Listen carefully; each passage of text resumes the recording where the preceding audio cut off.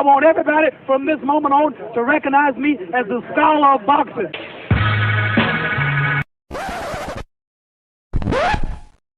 You see, their morals, their code, it's a bad joke. It's dropped at the first sign of trouble. They're only as good as the world allows them to be. I'll show you. When the chips are down, these civilized people, they'll eat each other. 49 hours declaring it a riot. Cruiser 5 to 50 feet advised, County Police 1 advised decline of breaching into the Capitol. Publicists, when you talk to your publicists, you know the first thing they tell you? What? Stay away from religion, stay away from politics. Okay. You know why? Why? No matter what the you say, somebody passionately disagrees with you. Absolutely. No matter what religion, you believe in Allah, then you're saying that's not the right way. You believe in every Christianity, that's not it, because they're choosing something different. Your political party, the Democrat, Republican, the disagreement completely. Yep. So I stay away from it. When I get pulled into politics, I go, yeah. And I have nothing to say. I'm just the same way we are. Well, no politics, nothing. I'll with that. I don't stay there because I'm still entertainment. If it's not music, then it's film and television, but it's still entertainment. So why would you turn someone off by saying that? Right. I want everybody to enjoy what I'm doing. Right.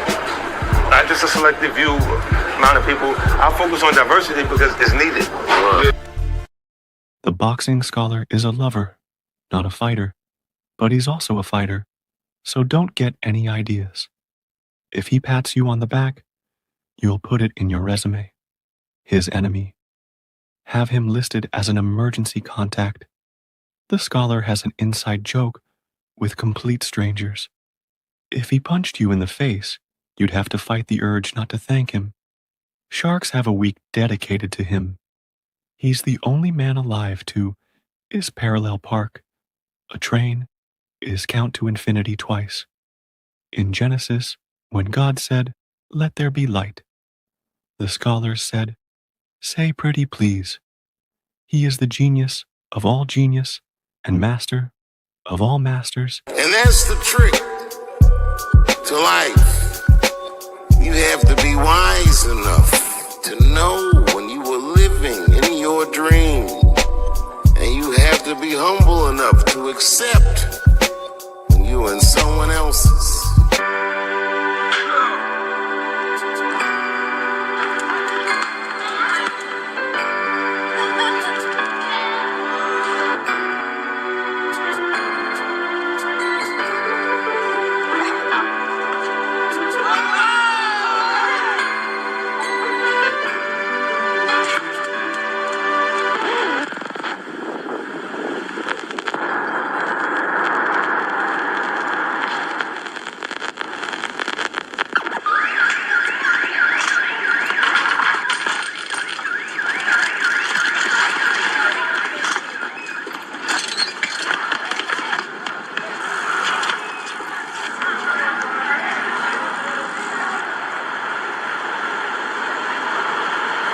Yo, the boxing scholar's on.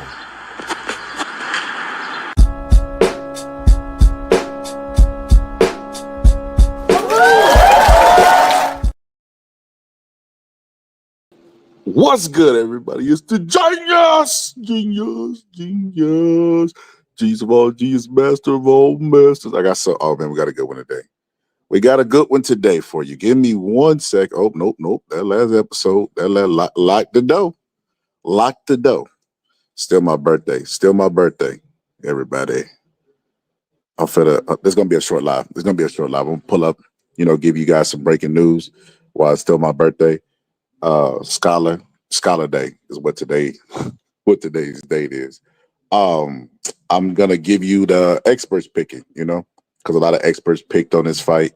Gonna go over it. What I think will happen, and I'm gonna just be honest with you. It ain't looking too good for Bud. If I'm being all the way honest, it ain't looking too good for Bud. I don't know. It's like every day leading up to the fight, like you get more and more bad news. Have y'all ever that Tyler Perry movie? Prime example. The Tyler Perry movie that just came out, right? The Tyler Perry movie that just came out. uh, where Taraji P. Henson was having all of this bad luck. You remember that? And you like, man, ain't that much bad luck in the world? The rumor that Bud Crawford had an injury in training camp just can't. It's just like, oh my God. Like what? Like how much? Listen, and y'all already know I'm familiar with the history of boxing. I talk with really sharp minds as far as a historian goes. I'm gonna have to give Bud GOAT status if he wins this fight. I'm sorry, I'm gonna have to do it. I'm gonna have to rank him above. You know, I know Henry Armstrong is debatably the greatest. I know people talk about Muhammad Ali, what he did inside and outside the ring, and then you know the easy answer is always Sugar Ray. I know this. I'm aware, but I can't deny. I can't deny it. Listen, he got so much stuff against him. The fact that like he did an interview and he was talking about how how Canelo was handed everything in his career and he wasn't. And he said, how he had to get stuff out of the mud pretty much, right? And I 100% agree with him. And he said Canelo's career was handed to him. And it's just like, okay, so you got that going for you. But one would make the argument that now after beating Spence, you kind of got a lot of stuff handed to you. You got the Canelo sweepstakes. Benavidez didn't get it. Morrell didn't get it. They had to move up to 75. So it's like, do you still got the same hunger, but you sleeping on silk sheets? You out there wrestling people in Saudi Arabia. It's just a different look and a different feel with how you moving about now. I just noticed it. I don't know. People talk about Canelo slipping. He definitely has slipped, but Bud has slipped too. And listen, when I was going back and watching the film of Bud, it made me a Bud fan all over again. No Diddy. You know what I mean? No Diddy. I definitely was looking at Bud as like, man, what's up, Smokey? I was like, this guy's a beast, bro. This guy's a beast. This is when I remember when he first moved up and fought what's old dude's name? Horn. And he fought Horn. And I remember Paulie giving a breakdown. I really respect Paulie's opinion, right? But Paulie thought that Crawford was going to get bullied for being small. And me, now listen, I had watched a ton of Terrence Bud Crawford, and I knew he was strong for his size. And I knew it was deceptive because he looks like he's skinny and could use a sandwich, But I know his strength, he's really, really strong. So I knew he was going to dominate Horn. I knew Horn was going to try to use that same physicality he used on Manny Pacquiao. Most fighters that was physical to Manny Pacquiao outside his prime had success. They might have not won the fight, but they had success. When Manny Pacquiao was in his prime, you try to bully him and use your size, you're going to end up tasting leather like Margarito did without the steel in his gloves, But yeah, man, so I remember when Bud dominated that guy. I just remember Bud going on a tear.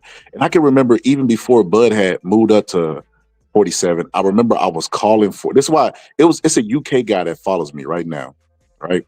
And he used to have a Facebook page that I was a part of. And well before anybody was talking about this fight, I said I wanted to see Spence and Bud. I promise you, I wish I had the screenshots, but I said I wanted to see Spence and Bud, and I said I think Bud could win, even though Spence was the bigger guy then. This is just the vision that I got, right? The vision that I have and know what I'm recognizing, what I'm looking at, right? And experience that I have. And I said this then.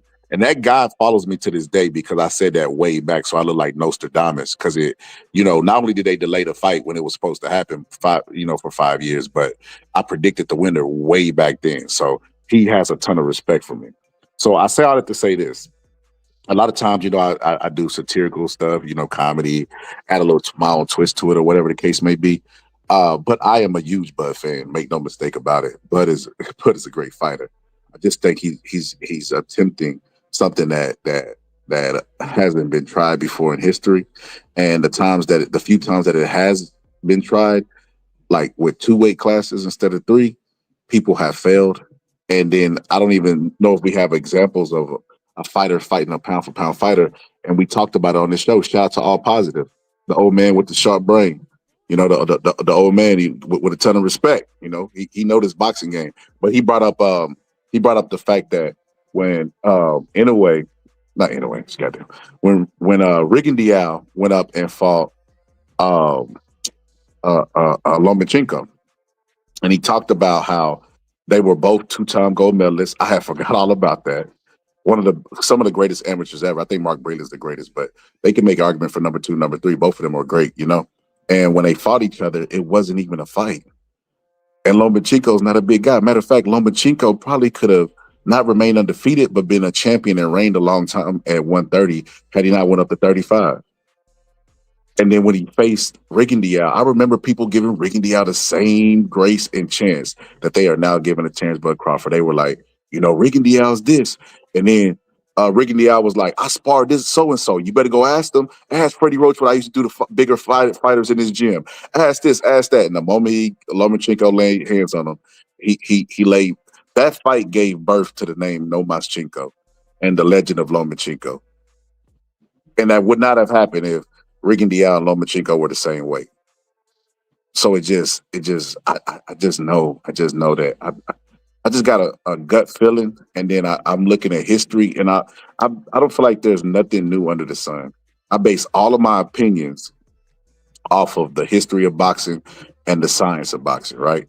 And I'm looking at probability, and I just don't see Bud happening. Like I said, every day I feel like Bud's chances of winning go down, whether it be his physique, whether it be Tim Cheatham being the judge, whether it be the fight being in Vegas and Vegas being responsible for picking the referees and the judges.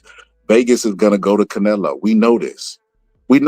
Even if Turkey Al-Sheikh try to put a fix in, I don't even think that would help. I think Vegas will go to the money.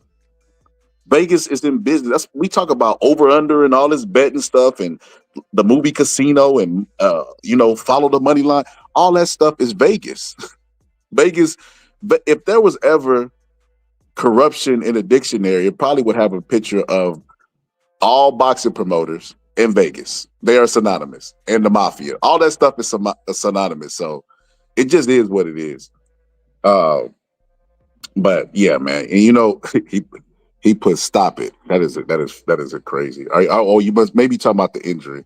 I'm not too much concerned about the injury as I am about the dude jumping up 3 weight classes with 10-ounce gloves and then fighting another pound-for-pound fighter. And then, I see Timothy Bradley. Shout out to Timothy Bradley. He did a video and he said he ain't taking no excuses. He said he ain't accepting no excuses and that Bud, the source need to shut up because Bud Crawford is 100%. Now, listen to this, right? Y'all gotta really use your brain, right? What fighter goes into a fight 100%? Ain't that what y'all say when fighters make excuses after the fight? And you expect me to believe a 37-year-old man ain't got no injuries? Come on, bro. Come on, man. Y'all, like I said, every day I wake up, the fight gets more and more lopsided in Canelo's favor. Whether it be the judges, whether it be like we're gonna wake up tomorrow and they're gonna say that Bud has to wear slip shoes. He can't wear non-slip shoes. Like every day we wake up, Terrence Bud Crawford chances go down. So with that being said, the stage is set. If Terrence Bud Crawford win, I will not debate anybody who say he's the GOAT. I won't. 3-time undisputed. What he's up against for this specific fight, moving up 3 weight classes, the judges being against him, pay-per-view star that he's fighting and all that stuff. Listen, man, I could no longer argue against Terrence Bud Crawford. That's just my thing. I would maybe debate it, but arguing it like it's an absolute fact, you will never get that. You won't hear no more out of old Illinois. So it is what it is. But to the Bud Crawford fans, like, y'all guys are delusional. They used to always put people in a category, right? Like they would put people in a box, like Mayweather fans are delusional, Pacquiao fans are delusional, blah, blah, blah fans are delusional. It's men. I realize that it takes a certain level of delusion that men possess, and they can turn it on at any time and use it to vicariously live through another man. Because that's crazy, So as far as this injury, for those who know, the number one channel in boxing is the Box Scholar. Just playing. The most trusted name in boxing is the Box Scholar. But no, so Showbiz the Dope, he's the number one. He's the number one guy. It is what it is. Numbers he does the best numbers in boxing. And he did a video on this, reporting on this. And I listen to him sometimes, but sometimes I'll be like, I don't know, bro. Like, I think Showbiz just be waking up sometimes because he do a show every day and he has to fish for content. So sometimes he'll just, do something. And, of course, he probably uses AI like I do to decide his titles. So he might let the titles be decided, get some stories sent to him, and then go from there, because he got to have a show. It has to be a show, right? So I think that might be a reason why Showbiz does the things that he do.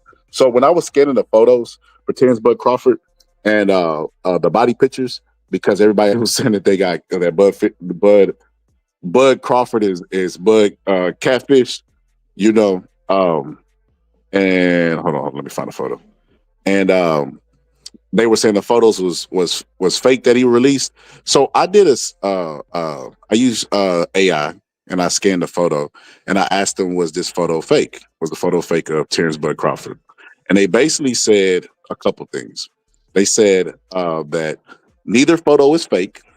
They said that Terrence Bud Crawford showed up for the fight promotion for this picture right here that you see. And when he showed up with this for this fight picture, they have lighting. They're gonna select from a group of photos, and they understand how. They probably even told him like, tighten up, do some push-ups. You know what I mean? I remember when I was younger, some of my friends went to go try out for Friday Night Lights. They had a TV show. It's a movie, but it was doing a TV show at the time, right? And they would tell you before you get on set to like do some jumping jacks, do some push-ups, so that your muscles popping for certain scenes. They understand optics. These people are professionals, right? So that is a professional picture, right? And it's real. It's real. The reverse imaging and all that stuff, the conclusion was that this is a real photo. But they also said that this was a real photo as well. And this photo was taken outside of was taken in Vegas. And the conclusion with AI for that photo was that photo is real as well. It just wasn't taken by a professional. People with cell phones and like, all right, bud, let me get this lighting. They're gonna snap a picture of Terrence Bud Crawford if they see him, and both of the pictures are real. And like I said, every day the chances for Terrence Bud Crawford winning to me go down with stuff like this. Like, bro, you look like we've seen this physique before. Mikey Garcia moved up to fight Errol Spence. He had the exact same physique. He looked awful in the fight. Amir Khan moved up to fight none other than Canelo. He looked awful physique-wise. He didn't look that bad in the fight, but physique-wise, he looked awful. And he was working with Snack too as well. These are two Snack fighters that have moved up and had bad results. And I think that he's doing the same thing. Even Boo Boo Andre, same thing. Boo Boo Andre weighed 190 pounds a night that Benavidez stopped him. It's because people lean too much to this Snack stuff. Me and Echo and All Positive just did an episode about this. These strength and conditioning coaches are coming in and thinking that they know more about boxing. And you look at them, they're throwing less punches. They're having less stamina in the later rounds. They're doing awful in terms of performance, but the science is getting better. We thought you know so much. If you know so much, why the fighters getting worse? Why they got to take PEDs just to achieve the stats of the people of old? If you know so much about the science of boxing, that stuff. Emmanuel Stewart said it best. It's an interview he has. He said that stuff needs to be used delegate. He said, and the story that he had was beautiful, right? He talked about how Fernando Vargas was about to fight Oscar De La Hoya. And he said before the fight, Fernando Vargas kept flexing, showing his body, showing his abs, kept talking about his physique, right? And Emmanuel Stewart said, yeah, that's fine, but when you got any time to do any boxing? And he told Emmanuel Stewart, well, I can't really do nothing at this time because that's when I got to, do my 6 o'clock Pilates, and then I got to do this and I got to do that. And he's like, well, when do you have time to do any boxing? Listen, doing the Stairmaster is fine. Doing the bands is good. Breathing the oxygen is snacking. All that stuff is good. But if you had one thing, if you had to get your fighter ready for a fight without anything else, sparring, simulated taking punches, making punches miss, you'll never beat good old-fashioned sparring. It's the one thing that's closest to the fight. You know what I mean? And some people treat it like it's a championship fight. They call that good competitive sparring, depending on the day and the situation and what you want to get work on. So these strength and conditioning coaches, I don't even like them in our sport. I'm gonna just be honest with you. They think they know everything, and then if we got rid of them overnight, we get rid of the steroids. All this steroid speculation, all that stuff will go overnight if they just go to another sport. Go back to baseball. Go to baseball. Them people getting $400, $500 million contract. Leave boxing. Go to baseball. Mimo, Victor Conte, all y'all. Go to baseball. Go. It's cheating is still legal over there. Go on over there. Shit. Go on over there with them. Shit. Bring the heat over there with us. But yeah, man, I don't even like strength and conditioning coaches. I'm just be honest with you. But yeah, I say all that to say, Terrence Bud Crawford, we seen it. What's up? What's up, girl? Dad? We seen this happen before with other fighters, and I'm a fighter that tends to learn from history. And I just feel like, I just feel like Bud don't have a really good percentage chances in this fight. And I think every day when new information that I acquire, it goes down. And the snack stuff ain't gonna help. I don't think those guys are any brilliant. I don't think they know any more. Victor Conte don't even have no degree. If he's so smart, why didn't he go get certified? Why his products ain't certified and lab tested? But yeah, I don't think. Then you know what? Before the Boo Boo Andre fight, he tweeted before the fight, right? And he tweeted before the fight and said that Boo Boo Andre was going to come in at 190 and was justifying it. And it's like, what do you know about boxing? I remember when Freddie Roach was going at Alex Ariza and kicking him out the camp, right? And he basically said that Alex Ariza was barking orders in the corner. It's what Freddie Roach said. I don't know how true it is, but this is what he said. He said Alex Ariza started barking orders in the corner, and he was saying that, basically, like, what are you doing? Like, you overstepping your boundaries, basically. And I 100% agree with that. These strength and conditioning coaches get to a point where they start. Go look at Alex Ariza in Mikey Garcia corner whenever he was working with Robert Garcia. He starts to give instructions. They start to think that they could do the job of the boxing because the boxing they start to think that boxing is easy because they know so much about the body and they smarter than. They don't take into account the years in history of trial and error, So I don't like strength and conditioning coaches, as you can see, right? I think that the boxing coaches can learn everything that they know and just be an effective coach and a better coach, in my personal opinion. But the photos are real. Let me not get off track. The photos are real, and it doesn't look good for Bud. Another fight. I'm gonna show y'all. It is what it is. I ain't monetizing this episode. This is a free one for y'all. I'm gonna start giving y'all fan-friendly episodes, where it's not monetized, where it's just us, where we can get some good debates. I'm finna get back on my Grizzy as far as this YouTube is concerned, because I got a goal in mind. So here we go. Let me show y'all another fight.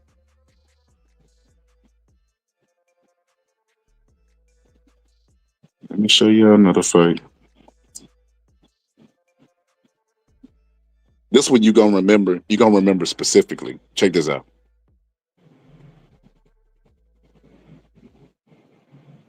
Watch this right here. And I want to make a couple points too, because this is how I think the fight will go. What's up, BBO? Hold on, give me a second. Boom, there we go. Y'all remember this fight? Stages, it's been harder. You remember this fight? You remember that fight? You remember Kell Brook moved up? Obviously the better boxer out of the two. Kell Brook's career was destroyed and never recovered after this fight. As a matter of fact, Bud ended up beating him up. He did better against Triple G than he did against Bud because he never recovered. Didn't he get like a broken orbital bone from this fight just from moving up and taking punches from the bigger man? But he was doing fine in the fight until he wasn't. He was doing fine in the fight, trying to counter him, setting traps. He was actually peppering Triple G with the jab. He was peppering. A lot of people thought he was going to go a whole lot earlier than that. And he actually did really, really good and made a good account of himself. Now, that's the first round. You see Triple G did? He jumped right in the smaller man's chest and caught him with a hook. The moment listen, let me show you. Let me make a point to something, y'all, too. So look, they set up in front of each other in the first round, right? They set up in front of each other in hit range, right?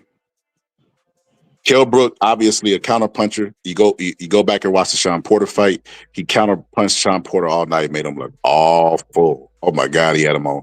He made him look like he had skates instead of boxer shoes. So what he does is, bam, he sets the range because he's a counter puncher. He's been that way his entire career, right? That's why he's the only person to beat Sean Porter easy. Everybody else, Sean Porter went life and death with, right? So he sets up, establishes his range, draws a line in the sand, and then gets Triple G to punch. Now, a lot of people don't talk about this. It takes balls to counterpunch. It takes balls to counterpunch. You have to be willing to accept something. You got to be willing to go into the fire, the eye of the storm, right? So here we go. So he sets up, takes a step back because Triple G's trying to inch in, and he senses that. He knows the perfect range that he needs to be. He was a master at range, controlling range. And then bam, he gets what he wants, which is a slower guy to just open up with a punch in front of him with a right hand. He pulls out of range, right? He was already out of range, and he just pulled so he started out at the range that he desires because he wants to be able to see the punch. And then when he gets the punch that he wants, he pulls out of range, right? He drew that right hand out, pull out of range. But when he tried to counter, Triple G ducks up under the left hook because he knows what's gonna be the counter. Triple G's not a dummy. He's a bigger guy, but he's not an oaf. He's not an ogre. You know what I mean? Yeah, do the raw. That's not what Triple G is about. He's a pound for pound fighter. He was on the pound for pound list, so he knows and he's aware. So when he throws the right hand and he misses, he automatically knows where the counter is gonna be. It's gonna be the left hook. That's what experience looks like. But I want to make a clear point at this right there. So look, Kell Brook puts the hand on his head, controls him, and then Triple G pops his head up, and this punch right here changed the entire fight. And it's in the first round. That right there, and it didn't even land solid. That left hook, Kell Brook's eyes got big after that left hook, and he felt the strength of him, and the entire pace of the fight changed. And then, of course, it was only a matter of time before the tidal wave came, and then Triple G just kept coming, and then Kell Brook just eventually had to take a knee. He eventually had to submit. See that jab knocking his head back, Triple G's counterpuncher, it just... Listen, you see the jab snap his head back? It was just awful. It was downhill from there. Like, he got the broken orbital bone from taking punches from a bigger guy. And just like I said, I just don't see how. But now I will say this. With studying film, it's gonna be an exciting fight. Because I think Bud's gonna get... I think Bud would rather get knocked out, right? He would rather get knocked out than go in there and put up a performance like Jermell Charlo, and that's gonna make for an exciting fight. So I would be more surprised if the fight is boring than a double KO. You hear me? I would be more surprised if the fight was boring than if they both hit each other at the same time and knocked each other out. I highly doubt this is a boring fight with the styles of the fighters. But speaking of Jermell Charlo, this was his prediction for the fight. Check this out. The ring soon. We got a couple more days, and y'all gonna see Canelo fighting Crawford. So I should be in the back of the book, and I come back to my weight division and try to see what I can destroy. And before I, make a decision on who I'm gonna destroy, we're gonna make a strategic move and make sure we do it the right way.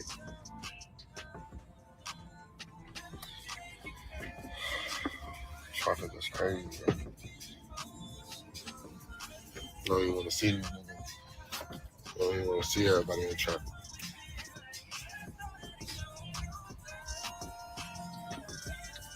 Tonight we popping our shit. I see you driving. You on your shit, baby. Do it. The world ain't worried about you. No.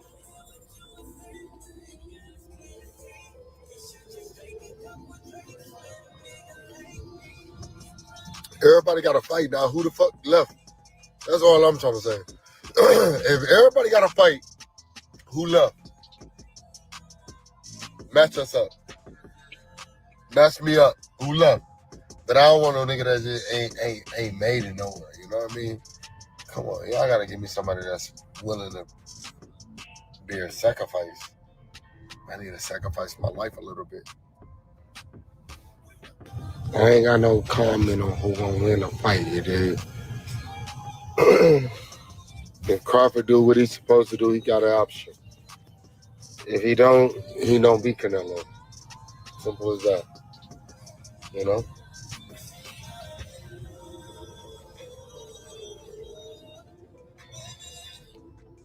If Crawford don't do what he got to do, he gonna lose. Don't ask me who's gonna win. I'm not the judge of the fight. I'm not even fighting. You know, I'm just chilling. Yeah. I'm not in the Pebble Beach or the Maybach. I mean, the Rolls Royce. Sorry, so sorry.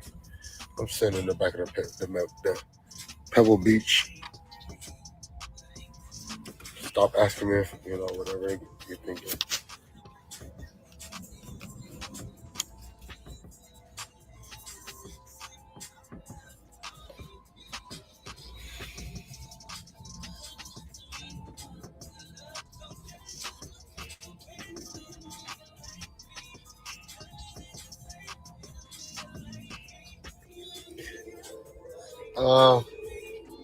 Memorial City. I got the best driver in the world. Twin Charlo drive. Everybody try to stunt and think they got the best everything in the world. Yo, you ain't got the best driver in the world if until he doubles as a designated driver. He said, "Do you think the walking around weight will do you think the walking around weight has a factor against Canelo? Both walk around at 180. No, because smoking, you can eat your way into a division, bro. Like in weight can make heavyweight. Any weight can make heavyweight. I BS you not. All you got to do is start eating. Errol Spence walked around at 190. You remember he used to have fat camps? He walks around at 190. You know what I mean? He could never, if he fought Better Beef, how many people would pick him against Better Beef? Nah, that walking around weight don't mean nothing. It's just, listen, and Emmanuel Stewart said this a long time ago. I can't remember the exact quote, Joseph told me. But he said, or maybe it was Joseph. I can't remember. It might have been Gus. Somebody told me this, So it's third party, so, take it for what you want. But he basically said that records and resumes is only for people that don't know enough about boxing. And I agree with him. If you go back and you look at the measurements they used to do, I started thinking one time, like, why did they measure fighters? It was to sell to the audience. It's no different than when they used to go to the zoo and there was an attraction there and they would measure their fists and their arms. Primo Carnera came over from the circus to boxing. That's why they knew his measurements. So it's only to add to the lure, like, oh my gosh, this guy has a small waist and big forearms and big reach. And like, even when they measure the reach, when they measure Bud Crawford's reach, it's from fingertip to fingertip. It's wingspan. It's not reach. So it's like that stuff is only for fans who don't know enough about what they're looking at. Because when you hear them argue, they never argue the X's and O's. They only argue size, resume. You know what I mean? Like that's the stuff that was intended for them to catch their eyes. They are essentially a part of the boxing algorithm. They just don't know it. Before the algorithm was a thing, that like they knew fans would go out there and talk about that stuff. But every argument they've ever made for Terrence Bud Crawford beating Canelo has been the same argument made for Errol Spence beating Terrence Bud Crawford. Like I said, those fans have become so delusional. They're sounding like the Spence fans. But I realize, like I said, it's not just a a specific group like the Manny Pacquiao fans and the blah blah blah fans and blah blah blah. It's men. It's grown men going against logic.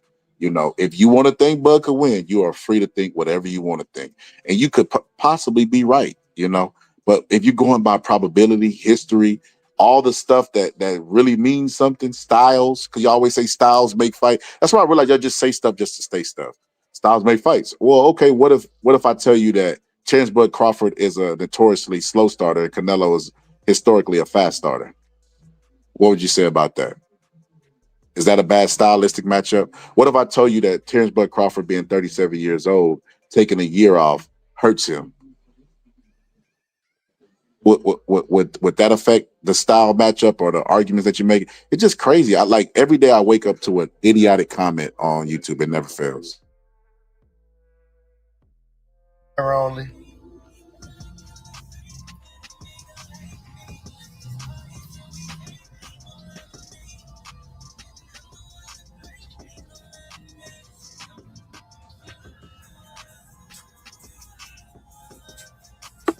We go to the gym every morning. We drop kids off.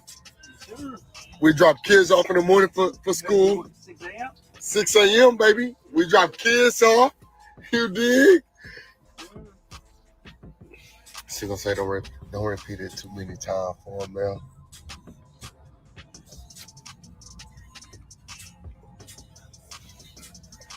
We sit in traffic. We get frustrated in traffic, but we hop on live just to show them that, you know, life is good for me.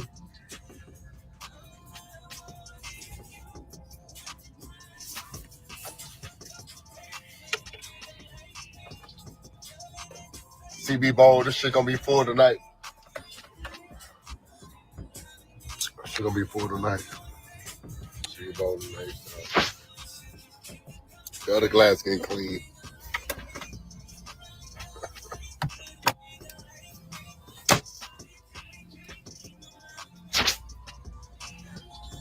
Follow my TikTok. Fuck all this IG shit. I don't even be on IG like that. Y'all follow me on TikTok or Snapchat. Like I push all over. Same ad, same everything. Follow me on TikTok. Follow all that shit.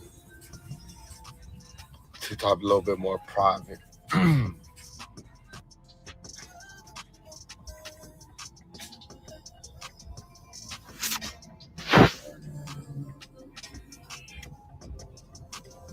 So two things I wanted to point out. While the Charlos always look like they high, why they always look like they high? You know, we done seen Jamal do mushrooms on us on the live before. I don't care. Remember he said something like that. Give me them shrooms. I'm busy. You know what I mean? We done already seen that before, but they always look like they high. And of course, you know, this is what the Canelo check do to you. Man showed up stunting in the video to make a prediction about how the fight gonna go between the two. That's crazy work. Riding the nice car. On my TikTok. Fuck all this IG shit. He riding around in a luxury car. You know, he got stuff dropping down. You know, he doing a lot. He doing a lot. You know, shout out to him. That Canelo money, it must stretch long because he ain't been back in the ring in a long time. That man ain't been back in the ring in a long time. I wanted to address this too, because only for comedic purposes. When people was reporting on this right here, this I ain't gonna lie. This, like I said, this is an epic fail by Turkey and Dana with this promotion. A lot of people said it like they were finna get married. They were absolutely 100% right. The way Turkey and Canelo dress, you know, this look like Dana is Bud's dad and Turkey is Canelo's dad, and they giving away. You know, they about to give him away. You know, walking down the aisle. You know, I don't know, just optics wise, this looked really, really weird. And I'm surprised they haven't been doing more pressers. I thought that this was so weird. It just looked awkward. It's like really, really windy out there. They had the sprinklers shooting off. It just looked weird. Like, Dana, don't you have stake in WWE? Why didn't they do like they did Conor McGregor and Floyd, and then have the fireworks in the background just sparking off and had them talking stuff, or do the stuff talking for them? Like, build some excitement around the fight. I get it. Canelo has a built-in fan base and people love Bud Crawford, but I don't know. They got more money than me. You know, more money always equal right, you know, in people's eyes. So it is what it is. That's just my theory on what I think they should have done. But hey, they ain't asking a scholar for his advice. So, you know, it is what it is. I wanted to address two things. Like I said, it's going to be a short one. We're going to come back tonight. I just want to go live and give my opinion about what's been going on and what's been said, you know, about Bud's injury, and, you know, give my opinion about it and get y'all's opinion about it too as well. He said, I got Bud by decision. He said, I don't think Crawford walked around at 180 until about a year ago. And that's an absolute fact. There's no way Crawford was walking around at 180 and make it 47 or even 54. That's too much weight to lose. Said, we watching reels, LOL. I don't even know. This is the frustrating thing about it. I'm willing to bet that Kenny is a Bud supporter. And it's like, would you rather me base my opinion off of feelings or go to the film, which I break down better than anybody on YouTube, and give my opinion based on that? and the history of boxing. The two most useful weapons you have. There's nothing new under the sun, so you've seen everything. Somebody could fly in the ring with a fan tomorrow, and that wouldn't be the first time we've ever seen it in boxing. That's how much history repeats itself, right? We've seen people getting thrown out the ring, bit, all that stuff, right? We've even seen a match that was a DQ because they stayed outside of the ring for 20 seconds. There's a lot of people say they didn't even know that rule. I knew that rule because I studied the sport of boxing and the history of boxing. So you got the history as a weapon where you can learn from every scenario. And then you have the actual physics of breaking down film. And that guy said, we watching reels, LOL? Well, what do you watch before you make your opinion? What do you do? What's the process you take stuff through? Is it all feelings? Are you like Bill O'Reilly? Said, I think Bud will win, but Canelo ain't no pushover. Said, Bud, my favorite fighter. I want him to win, but I'm thinking about money on Canelo win by KO or TKO. Canelo not knocking out Bud. He not. And see, you know, the people, what's up, Kazi? The people that pick Bud, that pick Canelo, that are my friends, I tell them Bud is not getting stretched. I don't see that happening. Listen, even though I said that, I feel like Bud would rather be knocked out, go out on his shield, than have a performance like Jermell. I also do not believe Canelo is going to knock out, but I don't even think Canelo has that in him at this point. I don't see it. Even when he hit Jermell, he was like waiting for Jermell to fall, if that makes sense. The old Canelo didn't wait for Caleb Plant to fall. He kept throwing punches at him until he got the mission accomplished. It was like Canelo was like, he was waiting too much. You know, he was expecting him to fall because he was a smaller guy. And one punch, I don't think gets it done, because Bud has really, really good eyes. He has sharp eyes. So I don't think Bud's going to stop. I don't think Canelo has it in him at this point in his career to stop Bud. That's just my opinion. I think he can knock him down. I don't think he has a tenacity to stop him. You know what's really interesting is Bob Arum. Everybody think Bob Arum, because he's getting old, that he just says whatever he wants. And he does. That's an element of it. But he still has seen enough boxing and been around enough boxing. Knowing boxing is his business. He has to know what and understand what he's looking at in order to get good fighters before they become great fighters, right? So Bob Arum basically said Canelo at this point shows up to just collect the check. He's 100% right. He's 100% right. He shows up to just collect the check. You know, he shows up. He knows he's up 3 rounds. He gets the knockdown. He said, okay, well, you know, that's a 10-8 round. I'm already up 3 rounds with the judges. Let me just cruise to this decision. And a lot of times, like in the skull fight, people will just run from him because they felt his power, and they make that silent agreement. Okay, just run from you. And he makes an agreement too as well.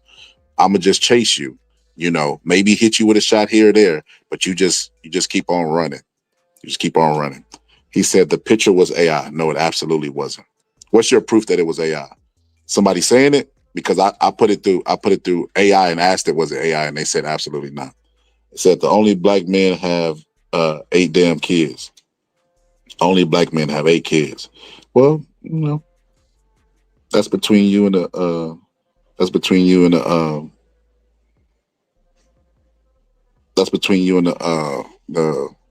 the block list I just put you on. He said it's rigged, it's fixed. No. He doing it for the money. He doing it for the money, for his kids. He's not going to win. Well, kids is a good enough reason sometimes to good enough motivator. You ain't motivated by your kids, Joe? Said Bob Arum is getting old. He said, man, he is old as water. That's hilarious. Yeah, that dude is old, man. At this point, he just says whatever he wants to say. You know, I don't like Al Heyman, man. It is what it is, you know. But yeah, like, what's up, Marky Dan? Said, I don't know what bud you smoking. He ain't going to win. Are you listening to what I'm saying? Are you? You know what's really funny? There's a lot of fans out there who always if they use the word non-biased, I'm not gonna lie, that is like a conversation ender for me. Everybody's biased, right? And they show up and say non-biased, but what non-biased mean is that you agree with me, even though you're a black guy and I'm Mexican. That's really what they're saying, right? And I hear it. I hear the elephant in the room, right? And my boxing picks is about my integrity and what I believe is going to happen. It's not about anything else. Would I like Bud to win? Absolutely. Upsets sell our sport. Matter of fact, I said it over here and I heard it on a bunch of shows and they was not saying it before, but upsets sell our sport because they talk about it long after the fights happen. Like I said, Buster Douglas knocked out Mike Tyson damn near 30 years ago. It was like, what, 27, 28 years ago, something like that, something crazy. And then he's still known for that. He made the Hall of Fame because of that, didn't he? I don't know if he's in the Hall of Fame. Don't quote me on that. But he's famous for that. They had a parade the next day and everything just for upsetting. You know, people still talk about that fight. They use that fight as inspiration. Well, you know, Mike Tyson and Buster Douglas, Eric Thomas, the motivational speaker, he used this that fight and stuff like that. So upsets always sell your sport because people won't never stop talking about them and they'll use them as motivations as years to come. Ali beating George Foreman, an upset, you know. So upsets sell our sport and it won't hurt Canelo. He's already has losses, so it won't hurt him. So would I like Bud to win? Absolutely. Do I think he's going to win? No. It's just simple as that. So I believe that to be true. If he had dog in him, he would have fought Benavidez. I 100% would agree with that. If Canelo's not the same fighter. Mentality wise, I'm not talking about his skills. His skills is definitely slipping. Every fighter slips from fight to fight. That you leave a part of you in the ring. It's just how much you're going to leave and how long you're going to maintain that prime. That's what makes you a great fighter. Roberto Brandt was able to maintain it for a long time. Big fighters like that, right? But he definitely don't have the same mentality. He goes in there listen, whether it be Ryder, Munguia, Berlanga, all those guys were dropped early because he's a fast starter, and he just coasted. This is coasted. I go back and I was looking at the film, and I looked at times where he didn't even cut the ring off. He just followed him around, just hoping like if I chase you that you'll run type stuff. And I'm like, his mentality is different. His mentality and the way he approaches fights is different. But that happens with natural age, right? You take more risks when you're younger. You're more conservative when you're older. This is common sense, right?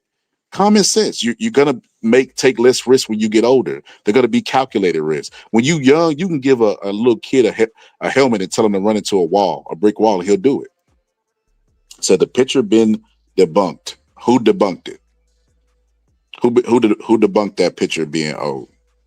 Because they smarter than AI. If the picture has been debunked, you know what's really crazy? We'll know weigh in because they take their shirt off, and before he flex, you know we'll know everything. And then it doesn't even matter. Andy Ruiz kills the narrative of physiques. Who has a better physique, Andy Ruiz or Anthony Joshua? What happened in the first fight? Golly, bro. Like I be wondering sometimes, like, are boxing fans intentionally slow? Like, are y'all like this in throughout the year, throughout the day, or do y'all only do it for people who you want to live vicariously through? I just wonder that. Like sometimes I be wondering how y'all even tie your own shoe, like the stupid stuff that y'all say. The sport of boxing and MMA said Crawford round 10 KO. Wow, that is a bold prediction. Picture old and being debunked. Pull up then and tell me how, or just tell me in the chat, or just shut up. Say he don't have the power. You talking about Canelo? You talking about and that's another thing I was gonna say. You know, let me tell you what hasn't been debunked. Right? Let me tell you what hasn't been debunked. So let me go to this real quick. Let me go to this. So, speaking of debunk, so the first thing we're gonna get into is Boots. You know, talking about the sparring session. So here we go. October 11th against Usman Lima, Philadelphia. Wells Fargo. Oh shit, it's not the Wells Fargo. Yeah, it's called Xfinity Mobile Arena now. Xfinity Mobile Arena. Yeah, I'm the first one to fight here. Shit, yeah. I'm just breaking history. You know what I'm saying? Making history, man. Breaking records right now. First fight at 154 pounds. How you feeling? I'm feeling great, man. I'm excited. You know, camp going great, man. I'm just excited. I'm ready to rock and roll. You know, put on another spectacular performance. You know, Boots is fighting a bum because he went and not try to get clout, but he went and joined the camp of Canelo. You know, no fighter, and the dude that's sparring with Bud to get ready, I forgot his name, but to get ready for Mbili, the guy that's fighting Mbili, that is stupid to go spar Bud. You know, because you going into camp as like a sparring partner. You know, well, you know, there's levels of sparring partner. Sparring is on the spectrum. You know, but you go in as a sparring partner, but you have a big fight of your own. How could you ever prepare fully when you're like the sideshow to somebody else's main event? I don't know. That doesn't make any sense to me. But hey, you know, that for that reason, what they always say on Shark Tank, for that reason, I'm out. For that reason, I'm picking Christian and Beasley. He throws a bunch of punches. You over there helping Bud focus for his fight. And in the words of Bud, you need to focus on your fight for you don't make it to your fight. Canelo gonna get the win. I agree with that. Said, who don't have the power? That was my question. Photoshop, but still he is savage. Yeah, I don't know what that has to do with anything. There's a bunch of fighters. Inoue's a killer, a savage. Dang, Inoue could be Tank. Would y'all be talking about the dog that Inoue has in him? Said Triple G couldn't, and Bud ain't got crap on him. That's a fact. Triple G couldn't even hurt Canelo.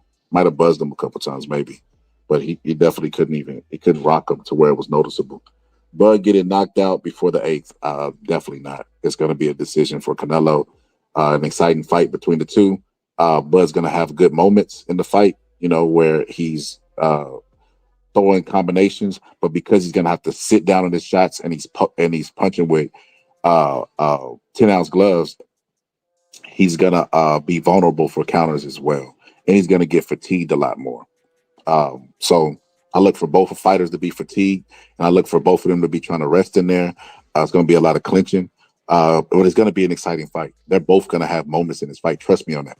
Like I said, I would be more surprised at this being a dull fight like the Skull fight, you know, bars. But I would be more surprised at that than a double knockout. So what I'm saying is, if they got in the ring and both punched each other at the same time and knocked each other out, that would be shocking, right? I would be more shocked if the fight was a dull fight, with both fighters, you know, having so much on the line. Canelo has to go and make it look like he's still Canelo, and he still maintained a little bit of that prime, and sell it to the fans like he did with Jamel. That version of Canelo, nobody beats. He didn't sit down in the fight. It was all about optics wise, so he could tell everybody I'm back so they won't notice the slippage. That's what he's going to try to use this fight to paint to the public. And I guarantee you this, there's 3 Canelo potential opponents. You know, Jake Paul, right? After this fight, Jake Paul, right? But Jake Paul's tied up in Tank, so let's just take him and put him to the side. He's going to either fight Eubanks or Jamal Charlo. Don't be surprised if you see Canelo fight one of those 2 fighters, because it still give the image that I'm here. He's taking another smaller guy, bringing him up to his weight class and beating the crap out of him. It's perfect. Marketing wise, it's perfect to still say I'm still that guy. Those are big money fights.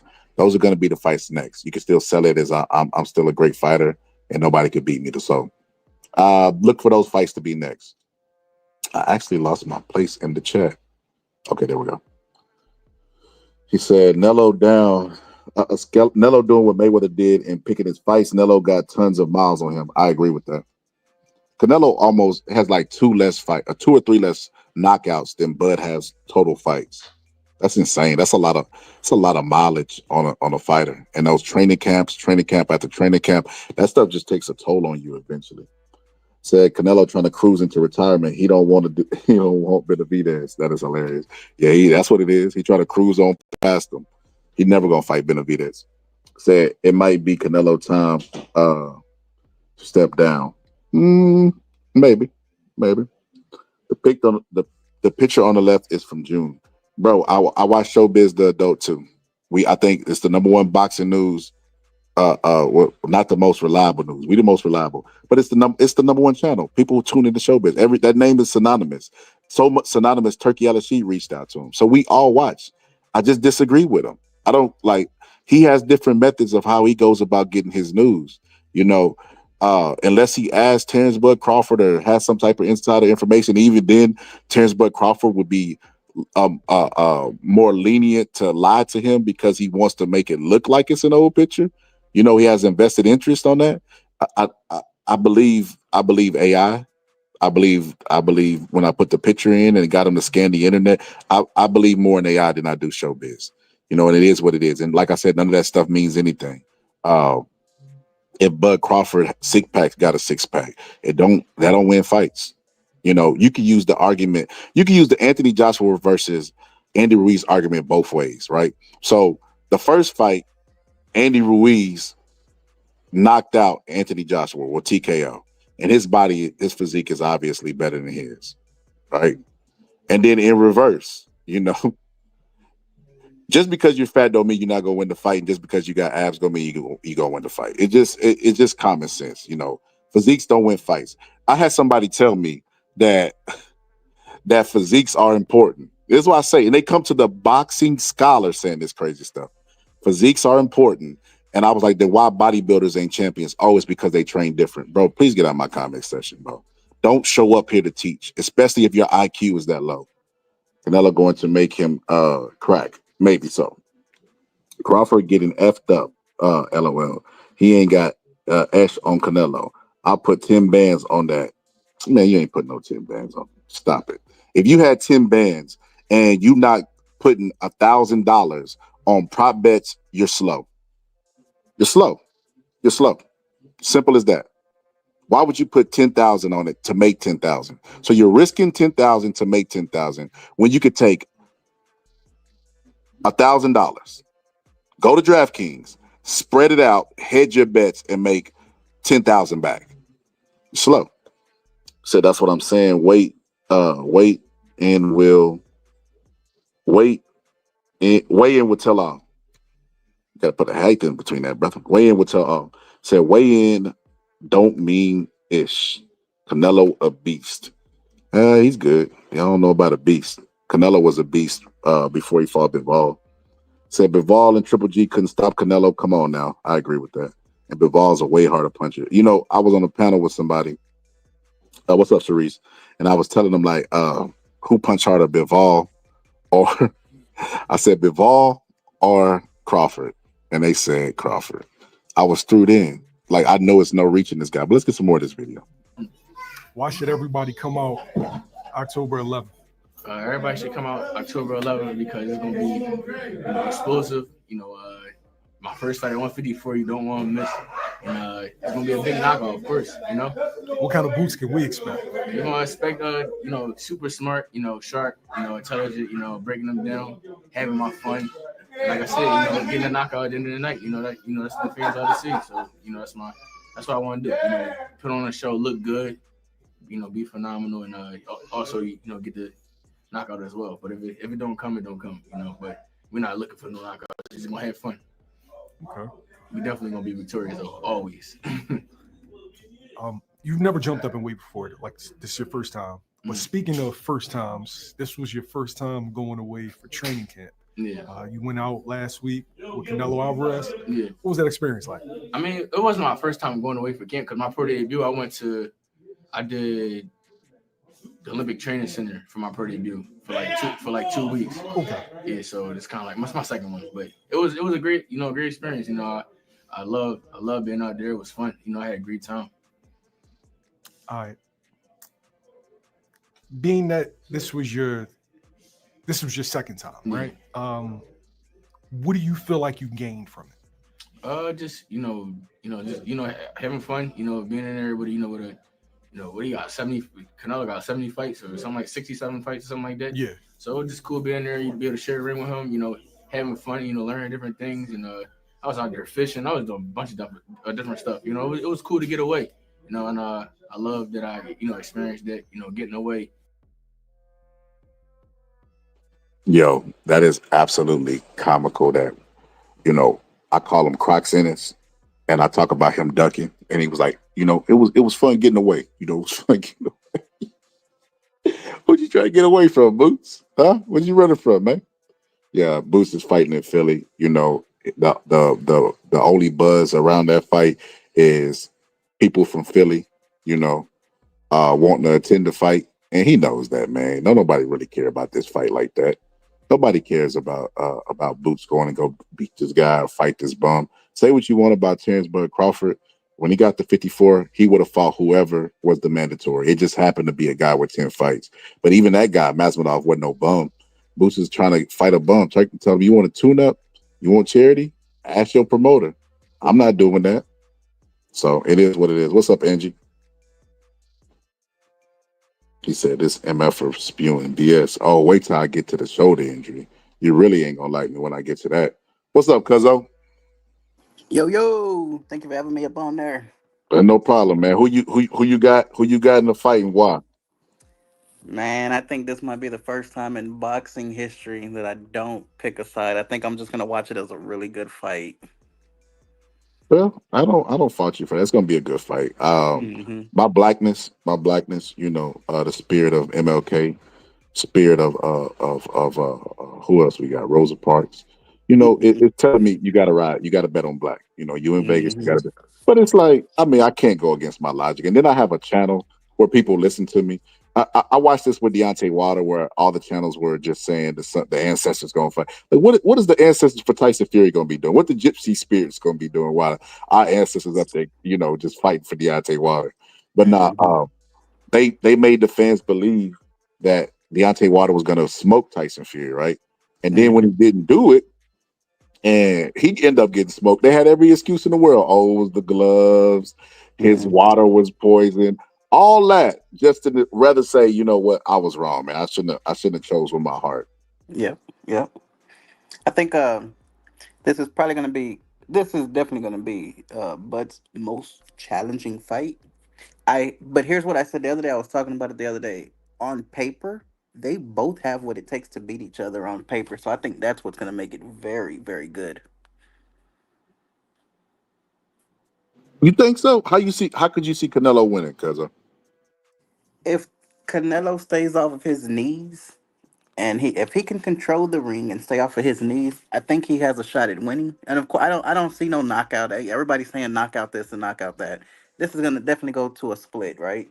But if Canelo can stay off the knees and if he can control the ring early, because I see Crawford fighting smart.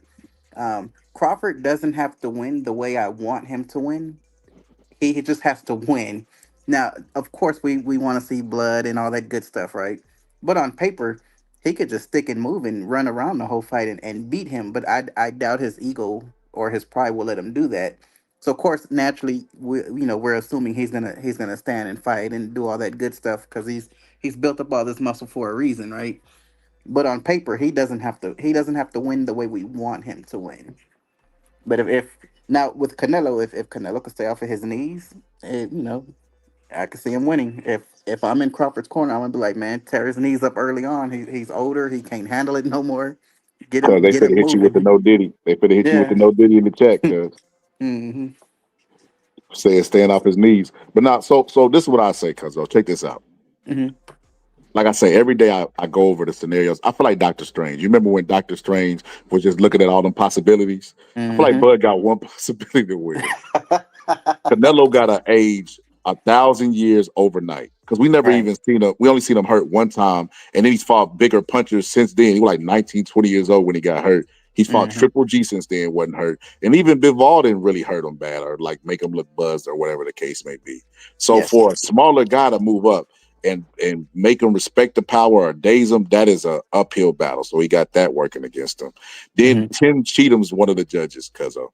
Tim hmm Cheatham, that is built into his name. He has the worst. I think Adelaide Bird might be running the race for like the most corrupt judges of all time. hmm Like fights we watch and we see somebody dominate, they already got the scorecard filled out before the fight. Yeah. Then the Vegas Commission is responsible for this fight. The Vegas Commission has made Canelo a star even when Mayweather was the pay-per-view cow in Vegas. They hmm even were responsible for Adelaide Bird, who watched Canelo get dominated in the fight and made the fight a draw with Floyd Mayweather. So he's up against that type of machine. It's hard to see me pick Bud for a decision. So the only other option is to knock him out. I don't even see that. Listen, let's just say, like I said, the one scenario where Canelo ages 1,000 years overnight. He shows hmm up in the ring and he gets knocked down twice. I think if he gets knocked down twice, Canelo, it still is going to be a draw. Yeah. Because Bivol had him against the ropes the entire fight, bro. What's up, X? Beating the crap out of him, bro. If you go back and look at that fight, Canelo spent a lot of the fight on the ropes, and the judge still made it if 1 point difference. So 1 point goes the other way, that fight ends up a draw, and Canelo only got one loss. But let me ask you this though: Do you who do you see taking? Who do you see falling in this fight? Because I don't want to say Canelo. I mean, I would love to see Canelo get dropped. I just don't think it's Crawford. But I think if anyone is gonna take a fall on this one, not like a fall like they're gonna throw the fight, but I could see anyone dropping. I could see Crawford, but I could see him getting up. You know what I mean? In fact, I kind of hope he gets dropped early to solidify him knocking or even hurting Canelo, because I think that's the only way, the only thing that's gonna put that power train through him. Bad choice of words. The only thing that's gonna make him fight Canelo's fight would be falling down and getting back up. I don't think neither fighter goes down. Do You you see heard me? any knockouts?